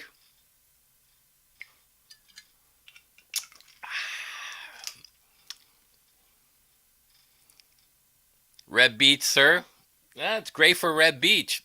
They pay a money for a sponsor. Reb's an old friend of mine. He used to live here and play in a fucking cover band. You know the ones that Tom liked to bash? He was in a band called Fortune, bro. Lived over here in Plantation, Florida. Worked with my good friend Oni Logan to sing with Lynch Mob. You know, these are the guys I grew up with. Friends that I can call anytime and get on the channel. That's great, Michael. Thanks. That's what I'm here for, to inspire people. Zach, he wants to do whatever he wants to do, which is, I'm still trying to figure it out. Just being a stupid ass. Yeah, yeah, yeah. He painted with Oni. No, not one. It's Oni. See, you can't even fucking spell right, bro. Listen, go drink another Paps and go fucking molest your mom. The only ass you get's when your finger slips through the toilet paper. So beat it, dumb shit. Oh my god. I could do this all night with you. How many times you want to get humiliated on here? That's up to you. You can just keep watching the show, and then when I tell you I'm on Glam Metal Hippie or this show or that show, you can follow me with all your fake names. But you see, other people's channels is disrespectful because that's what you are, disrespectful. You got no couth. I don't go on other people's channels and talk shit. I never even went on Tom's channel and talk shit. That's only dipshits like you. Why? That's how you were brought up. No father, no respect. There you go. I just summed you up.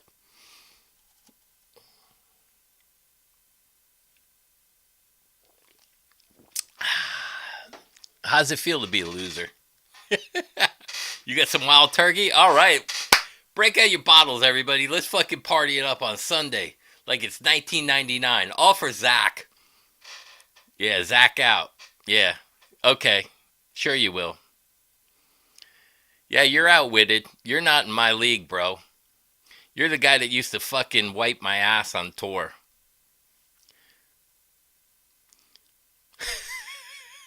No father, no respect. I'm done. Bye. Yeah, you're the loser because you're coming on other people's channel with no respect because it eats you up inside. It eats you up, bro. Because if you grew up in my house with my father and you talk like that and come out and did shit like that, my dad smacked the shit out of you. He'd smack the respect right into you. But I know you didn't have one. It's hard growing up with a gay dad. Yeah, you have to have wits to be outwitted, son. There you go. Straight from Sasquatch. Who's the king of video. He's the new Kale the King Sasquatch. You should change your handle to King Sasquatch. I like that. You have to have wits to be outwitted. That is so fucking true. It's kind of like Rick Beato. You gotta have to play. I don't care how much theory you have. You're gonna have to fucking. You're gonna have to shred to fucking outplay somebody. He didn't do a good job with Nuno. He even fucked up in the video. Smooth Ambler. Yeah, and I have nothing against Paps, but when I drink beer, it's Dos Equis. When I shred, I have to have a Dos Equis. And watch the Velvet Hammer. And read my script. The Velvet Hammer says, it's Dos Equis. Philip McButt is next. Philip McKnight.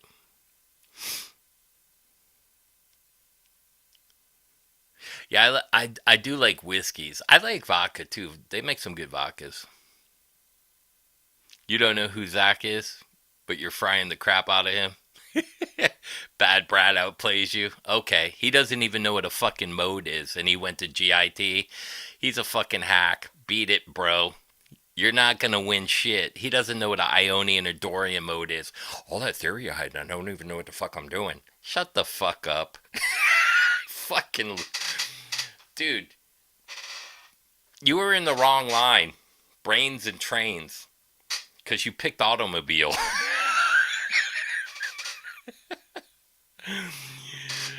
Yeah. Now, Bad Brad can outstory me. The Velvet Hammer is the Velvet Hammer. Jizzy, the Velvet Hammer says, that was a great video. I'm going to steal that idea. I'm going to buy some Velvet Hammer merch. The Velvet Emerson. You know, he stopped doing that. I think he watches the videos too. He knows who I am. Because he got cocky with me one night. I kind of figured it out. Go easy on the boy. His daddy didn't come home with the milk. He stands on the porch every night with a single tear in the corner of his eye looking at the empty street. Why don't you love me? And then he plays that Kiss song, right? Just love me with my 7-inch leather heels. Yeah, CC dog, you can't go. Because you want to hear how we fucking bash you. See, that's the immaturity in you and the ignorance. You've been outsmarted, outwitted, out everything. You haven't said anything on any point merit. You had, bro. I had you on my walls when I was a kid. You were badass, bro. What the fuck are you talking about? Bro, I had you on my wall. Bruh. Listen, I didn't grow up in Hawaii, bruh.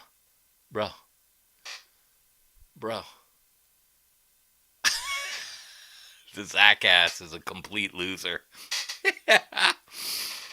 Hey, what's up, Custom? I haven't seen you in a long time, bro. You doing good?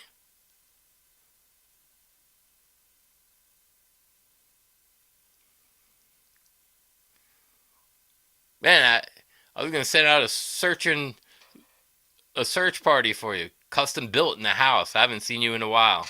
I hope you're okay, brother.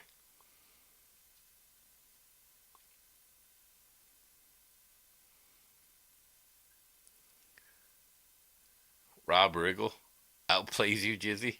Rob Riggle. So does Corey Feldman. Rick Beato is the Corey Feldman of fucking YouTube.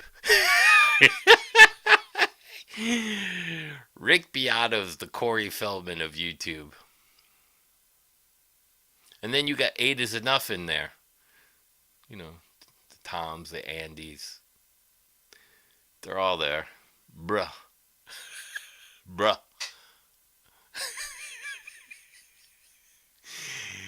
Isn't that what you... Man, I haven't... Bruh.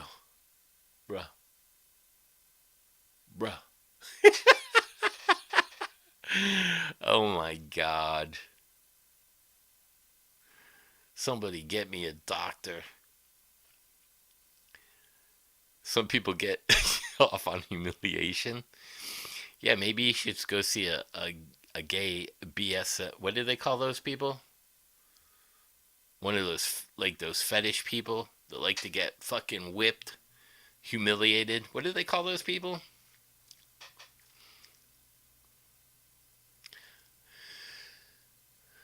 Thanks, man. Thanks. I hope you heal well. My wife just had cancer surgery. They cut her arm, so she's doing well. Hopefully, bruh. BDXM, bro, no BDSM, SM, right? Maybe he likes that. Maybe he likes when Tom steps on his balls with high heels. And Zach likes Andy from behind. I don't know. I got nothing against Andy Wood and Tom. They don't bother me. They let me alone. And much respect to Tom because he's been good. Oh, Creatures of the Night, dude. That's so crazy. Creatures of the Night. That solo was done by what's his name, Ferris from Mr. Mister. Yeah, that's the guitar player that played that solo. The Mr. guitar player he did like 2 or 3 solos on Creatures of the Night. Ain't that crazy? Who knew? What else are they hiding from us? Besides Zach in his real name. His message retracted. He retracted his message. Because it didn't make sense. Fucking Eon. Ion. The he had to take his message off. Bro, bro, you took your message down. Bro. Who retracts a message? Only when it doesn't make sense. He just humiliated himself. That's epic. That's as epic as it gets right there. When you have to retract your own message because you fucked up when you put it up. You didn't, you didn't even look at it before you hit the click button to post. Or his dad walked in with the milk. What are you doing, boy? Fuck. bro, bro, where you been? It was a long way to fucking Ohio. Get some. I don't even know where do they get cows at that they get the milk from.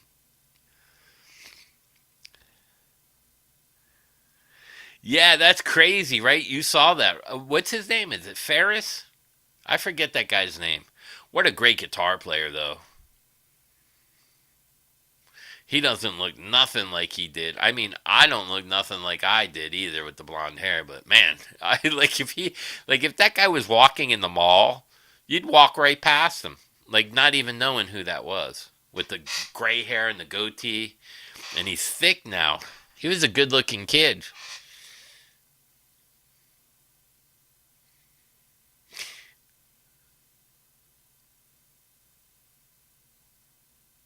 Yeah, Creatures of the Night was probably one of their last best. I don't know. I don't. What they have after that that was any good? They had some good. They had like good songs on some of the records after. Like I like Tears Are Falling. That was kind of clever. Oh no, tears are falling. Ah. That was kind of catchy. Lick It Up was okay with a couple songs. I don't know. They had some good songs here and there. At least Corey Feldman's genuine. That's true. He doesn't hide, doesn't con people. Corey Feldman is Corey Feldman. Steve Ferris, what a fucking great guitar player. I love that band. There's like a couple bands out there, like Simple Minds were great. Mister Mister. There was another band that was kind of like a Genesis kind of band called Marillion. I don't know if you guys remember them. Simon Phillips? I forget. I know Anton, what's his name? Played with a lot of the late night with Letterman. I forget his name. Anton. He did a lot of drums for Kiss too. Dominatrix. That's it. Yeah, eye surgery sucks. Corey Feldman has baby skin. He's giving a master class. I'm sure. I'm sure if Corey Feldman did a master class, I bet you some people would buy it. Anton Fig. That's it. That's another drummer that no one talks about. That's been on God tons of records. Tons. No one talks about him. Asylum, Revenge. Yeah, they had some good records, with songs on records. Like, of course, they didn't have like double platinum where it had like every fucking great song, you know. And then so Asylum was okay. It had some great songs. Revenge had some good songs on there.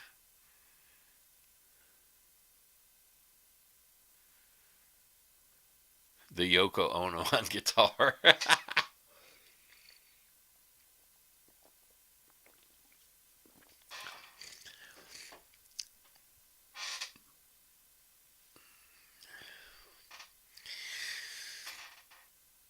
Yeah, okay. You just asked Rick Beato and Bad Brad. See how delusionally fucked up you are? You couldn't get a hold of those two that fast. You're just a fucking dumbass, bro.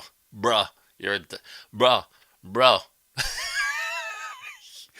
You're the most ignorant fool I've ever heard to say something like that.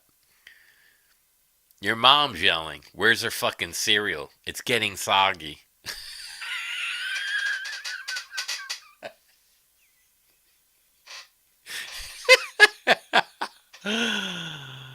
Oh my god. He won't go away. He can't. Bruh, you humiliated yourself and deleted your own comment. I don't even have to humiliate you. You do a great job of it on your own by being stupid. Bro, you just humiliated yourself, bro. I called Rick Beato and Bad Brad, and they say come over anytime you want. They need those massages with the happy endings, bro. Hey, actually, Bad Brad's wife is pretty nice looking. I gotta say, he got lucky in that area. Maybe he sent her a picture of his AI self, bro. Bro, ain't you got something to do? Like shine your grandpa's shoes? Cause you sure ain't making money living in that fucking trailer, bro. Bro. Oh my god. Still got a fucking cassette player in his car. Not even like, the ones hidden where you can load them up. He's got the one you fucking hit eject. Goddamn fucking tape. Pencil and tightening it back up because it's all fucking.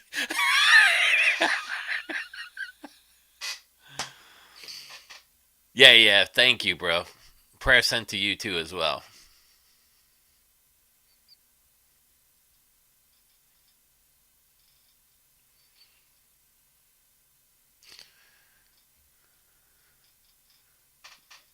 Little Wayne can rip on guitar, bro.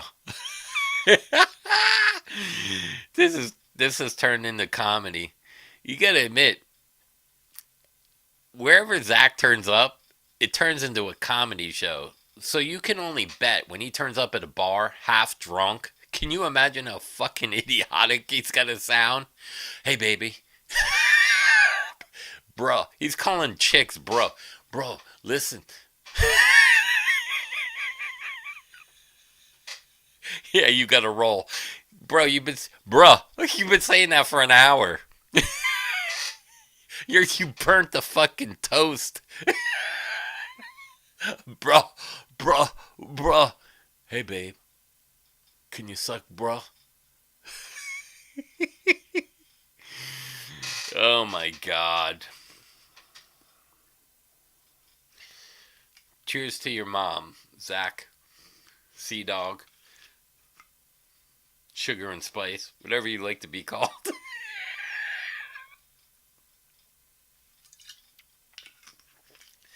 Next time you do a handle, put bruh, man.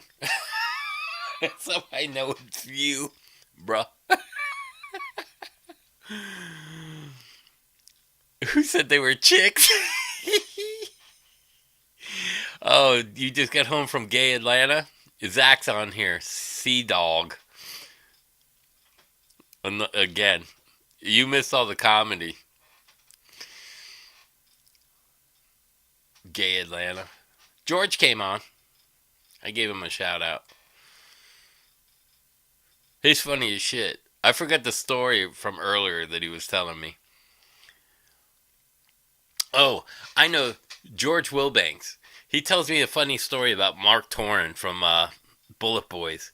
So they played in Nashville, I think it was, somewhere around there. And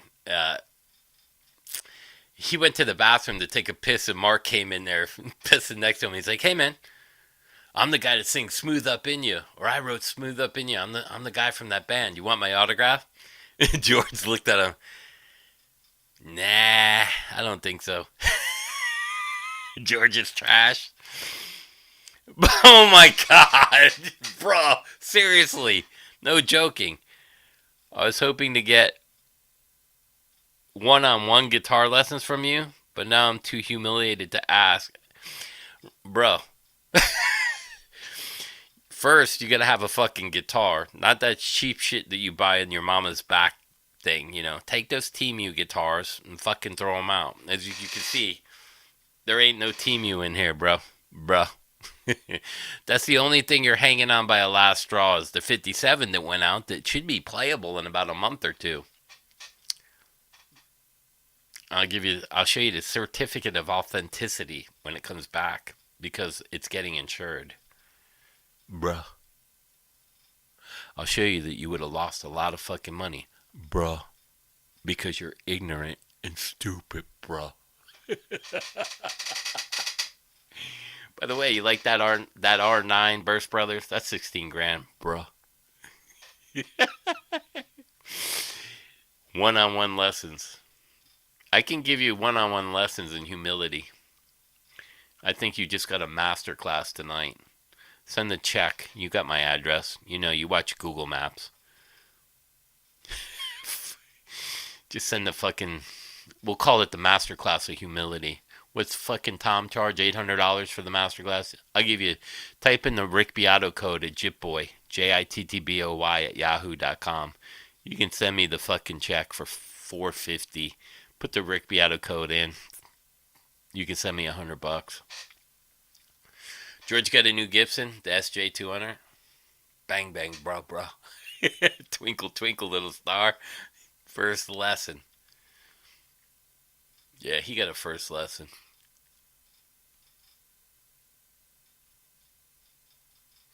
I gotta roll. There he is again. You know he's still on here. He can't help himself.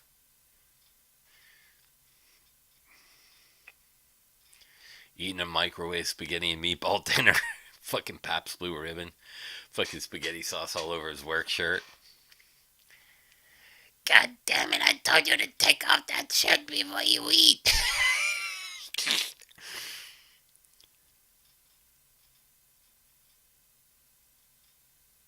He will tell you Andy is known to be gay. I hear Zach voted for Trump 3 times out of...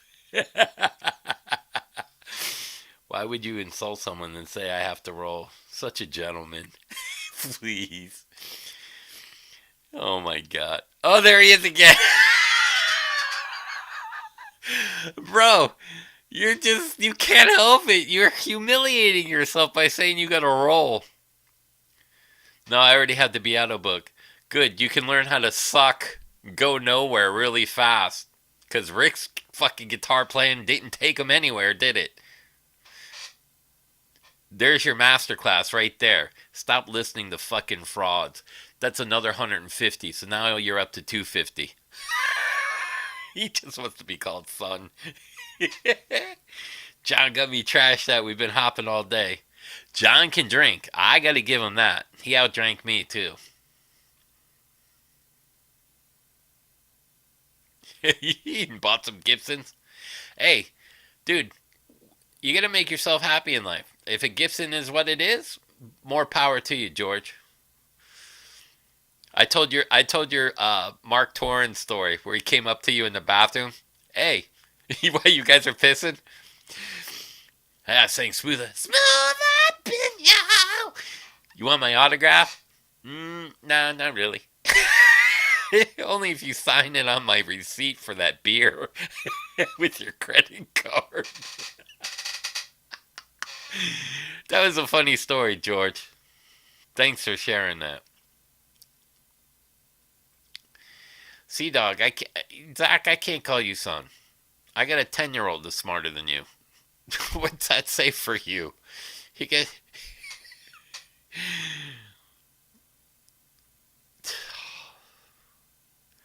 I gotta roll. He's not rolling anywhere. He's just rolling in anger is what he's doing. Because he got the blue Charvel. It's right here.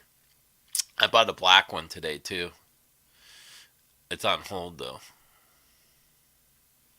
Or this one. This blue one. That one's there. Or the dark blue. There's a dark blue one there. I bought these two today. I get them for $600 out the door.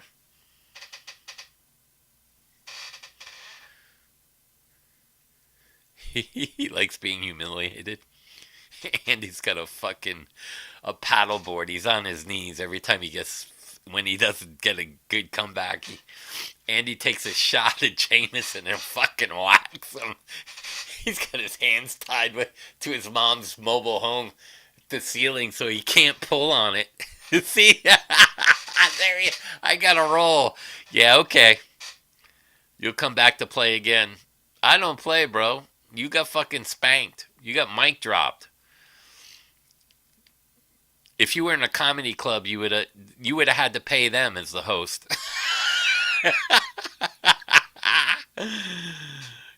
Yeah, he's 6'7", bro.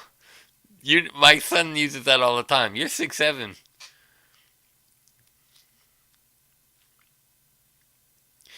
He's Sasquatch. He's 6'7", bruh.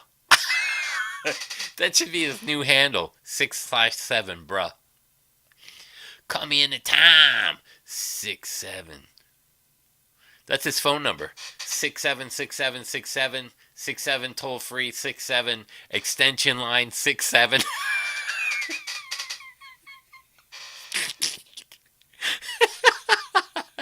You could call me at 676 676 6767 extension 67. And he just whacked him again.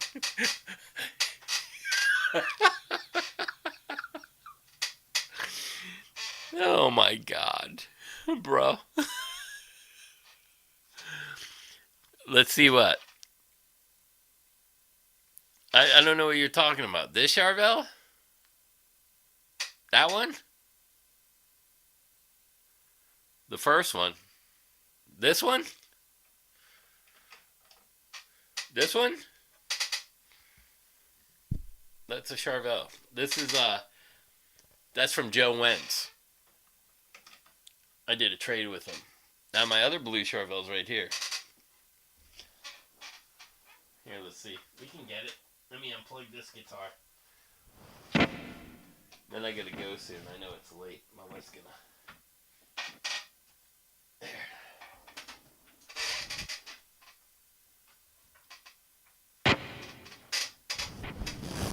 I got two blue Charvels, so I don't know what one you're talking about. Point. Yeah. Listen, here's the thing. I've been in the music industry a long time dealing with assholes. Jack Pearson can make a squire talk? Bruh. So I can't knock you for not being able to afford the nice stuff. Okay. There's only a $16,000 guitar behind me.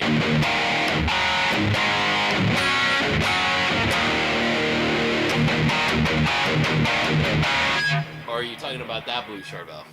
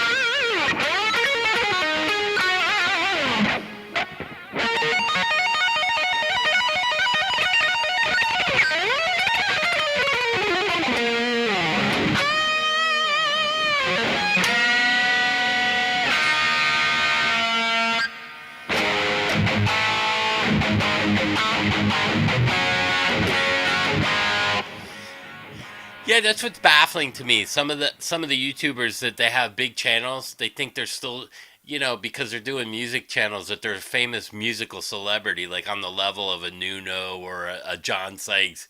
Dude, you failed in the industry. You're a social media superstar. Where some of us were actually the opposite. We were in the industry, and now we're on YouTube calling out all the bullshit, like the Schillers and the guitars they get that are ringers and stuff, and how they're getting paid.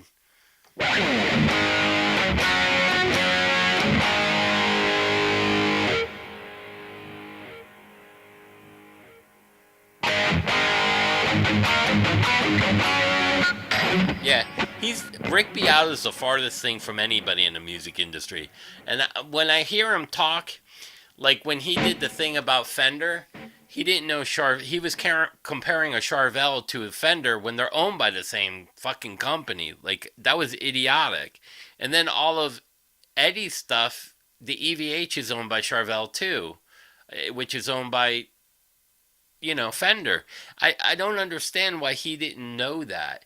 And when I hear him talk about the music industry, he doesn't talk about spec deals and this and urban versus rural point systems. He's never been in the fucking industry.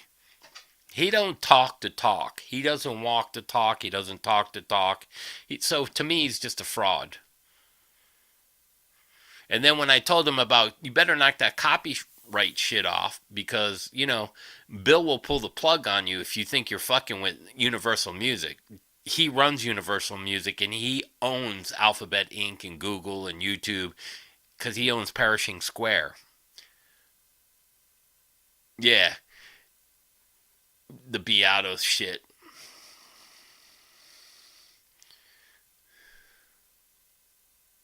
Tired of flying everywhere to interview people in hotels. He's such a liar, man. Like, I see him on holidays flying out to California. Well, what about your fucking kids? He just can't leave it alone. He's like an industry plant. I'm really starting to think that. I think he's a plant in the industry. He never produced Shinedown. He was Jason Todd's guitar instructor. Jason asked him to come and help if there was something that he needed help with. Because Shinedown was already signed to Atlantic Records, and they had demos already. My buddy Vincent grew up with Brad and Jason. He knew them. He told me that this was already pre-planned, and Atlantic already heard the song. So when they went in the studio, he went to. So you're not gonna get writing credit on stuff that was already written. He said a couple things. Hey, how about you change it to this or that? So he did help out, but he didn't get a production credit. And he even said, I don't know why I didn't get a production credit. Because you weren't hired by the label. And he cries about that. And he's actually full of shit about the Shinedown thing. And the reason why Brent said, oh yeah, Beato was great, we want to work with him again. The reason why Jason and Brad left Shinedown was because Brent was so fucking high on heroin and meth, he didn't know his ass from his elbow. So they fucking left. They didn't want to deal with him no more. And then they joined Brett Scallions. That's the real fucking story. So I just said it. Brad, if he's mad at me, he's mad at me. That's the real story. Beato gonna tell you that? No. I am because I know it. I talk to Brad once in a while. He can get mad at me too. I don't give a shit. At this point, Beato's a fucking fraud. He's a whining crybaby that's tired of this and tired of that. He's a nobody. You ever hear John Mayer talk about Beato in the last 10 years? No. No one's talked about Beato. He got a hit on Facebook and it went viral. Yeah, I'd rather take a lesson from Bumblefoot for $3.50 an hour. That would be more interesting than fucking listen to Beato cry. Like, if I want to hear stories, I'll listen to, like, I'm not, no offense to Brad, but I don't want to, you weren't nobody in the business. I want to hear fucking, when Axl Rose he lived here in Hollywood, Florida. His name is Billy. He came from like Ohio. His parents were teachers. I knew him by Billy. He fucking used to come into clubs and people, you should hear him sing. And you fucking high with his rotted teeth and his backpack wearing camouflage pants. Then he saw Rock City Angels. An old light bulb went off. It was Johnny Depp's band that my buddy Steve Oliverio and Andy Panic were in. They're from South Florida. The problem was they did a double record with Geffen, and Guns N' Roses happened to put out a record faster. But what was it? It was a copy of Rock City Angels. LA Guns, everybody. They copied Rock City Angels. They didn't do that. It was Rock City Angels. And Bobby Durango, after that, he died. Heroin overdose. He was the real deal. You know what I mean? I'll tell the stories like that. What do I get to hide? I don't give a shit. Steve, I think, is out in LA now. He's been out there for a long time. Matter of fact, he dated a girl, Shannon, that dated Jeff Watson.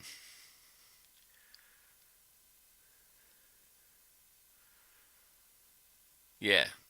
Yeah, that's because I sent him something. I said, "Bro, if you keep it up, you're not thinking about your family and losing your 25,000 K, and you're going to have to go fucking work."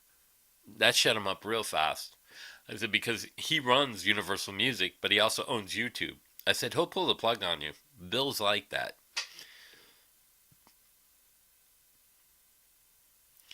Bill Aikman is the one that gave Charlie Kirk the fucking "Don't Do It" in the Hamptons, Martha's Vineyard. That's where you probably hear Bill Aikman. He was the one that told Charlie to knock it off. So he goes really high up, Bill. He's worth $9-10 billion. I met him back in the day with Expose when he was in New York. Before he was even in a fucking... He was just a kid. He loved dance music. He loved music.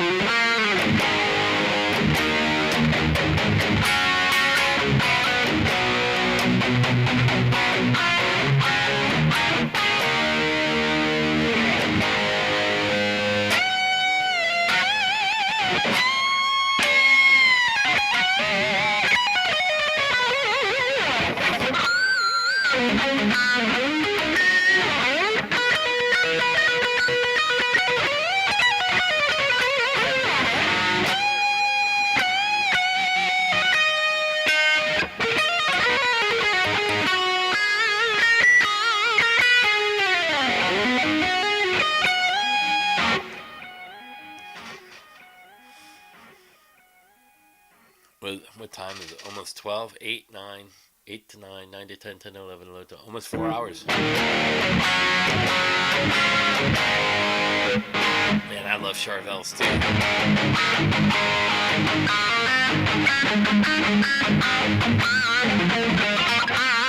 The one I bought is all black. It's got a pick guard. It's got 2 singles and a humbucker.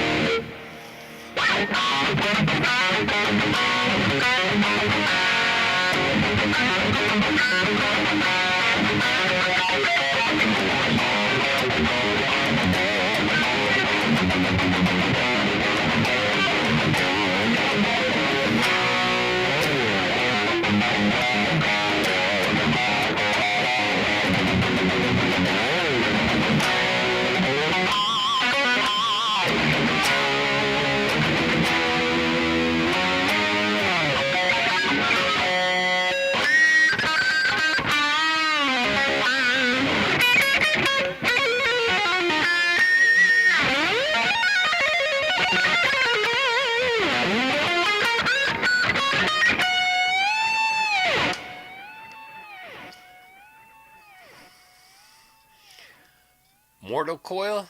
It has 3 sounds? Really? Mortal Coil. Mortal Coil? That's a cool fucking name. Mortal Coil. Someone should name a band that.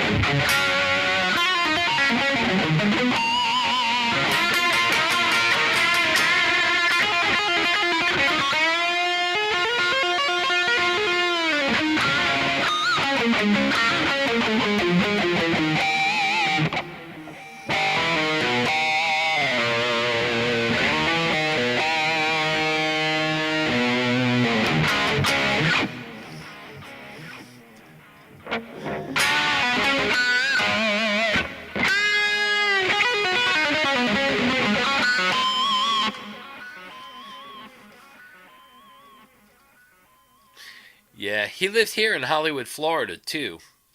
He grew up here in Hollywood, Florida. He was in a band called The Kids. And then he was in Rock City Angels. I grew up with him, too. There were so many people that came out of here.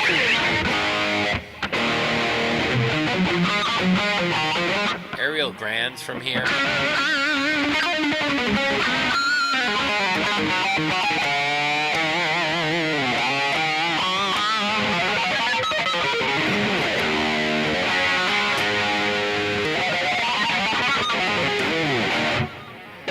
String skipping.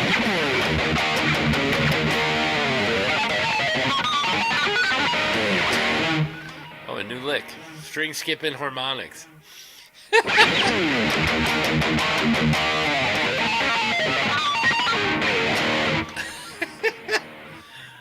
See Rick Beato do that.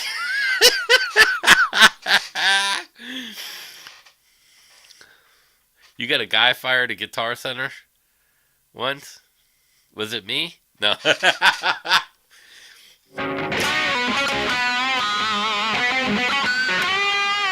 Metal, JB Jazz, clear on 3 options. I'll check that out, man. Thanks.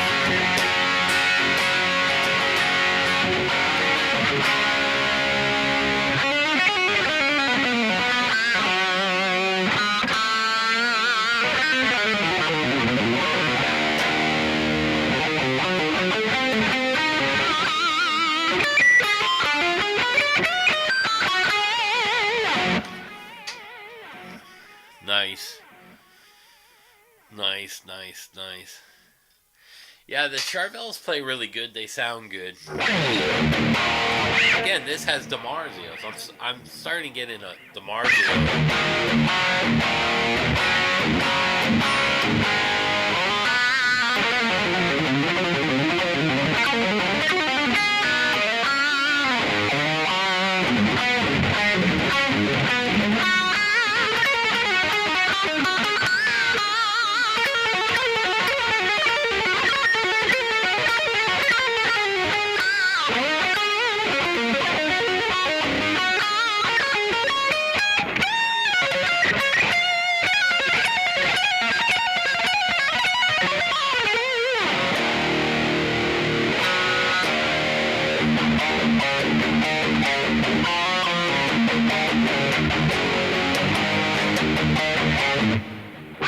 How's that go?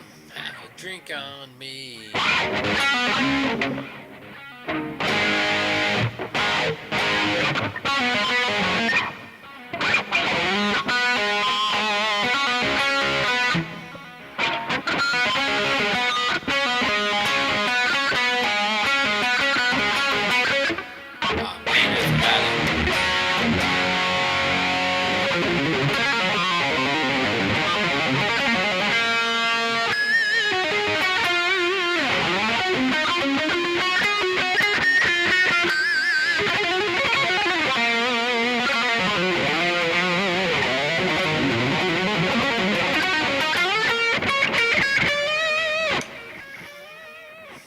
Have a drink on me.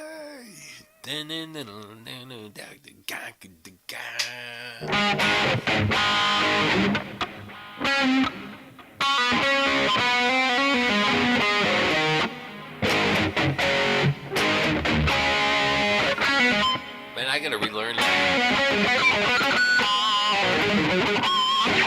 My guy Guitar Center Knives plays this kind of dark metal. Not my cup of tea, but they are.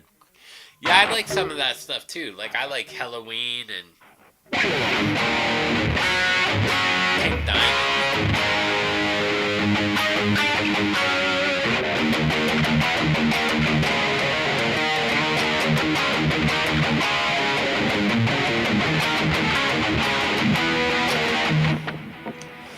I like that stuff too.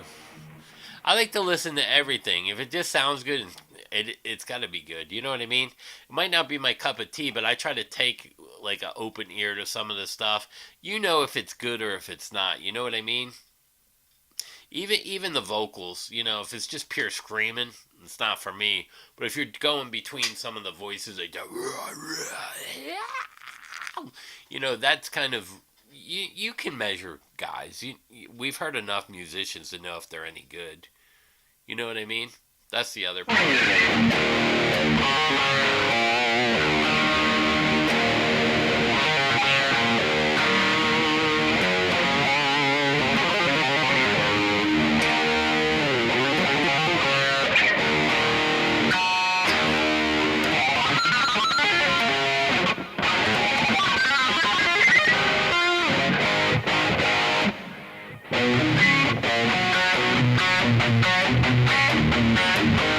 Polka? Shred to polka?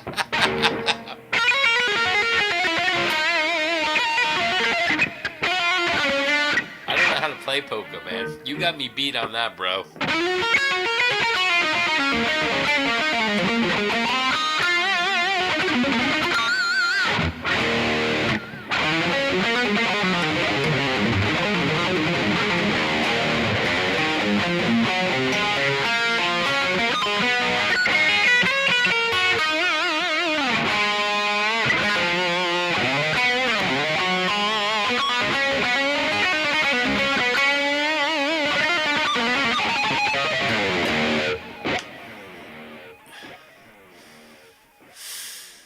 Oh man, I'm getting tired now.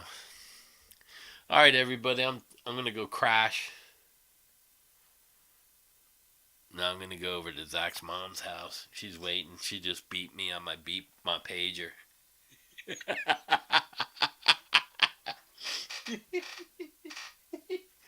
You know how it is when you live in a trailer. You still got an old pager.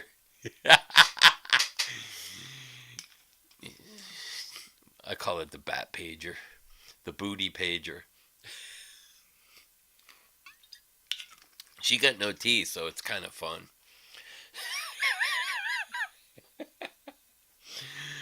Come on, C-boy. I know you're still here, you lying prick.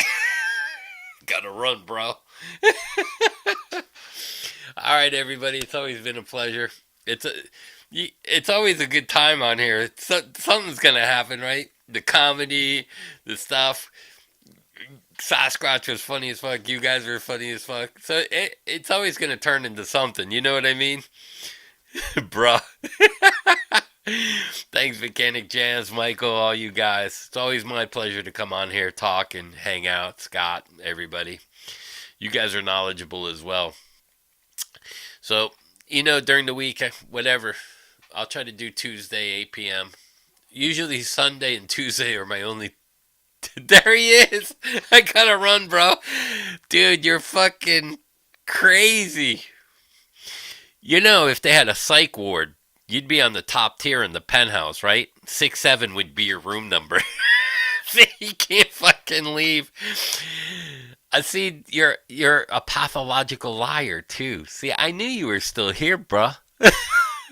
I can read you like I read your mom when she calls me on the beeper. It's Morse code.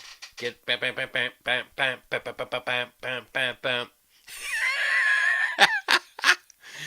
All right, everybody. You guys have a good night. Say hi to Rick and Bad Brad for me, bruh. Bruh. Tell them if they want some masterclass lessons. All they got to do is punch in the Beato code, and it's $9.99, and you can pay my Patreon. So I can keep my internet bill on. Fuck. All right, everybody. Have a good night. Peace out. Bruh.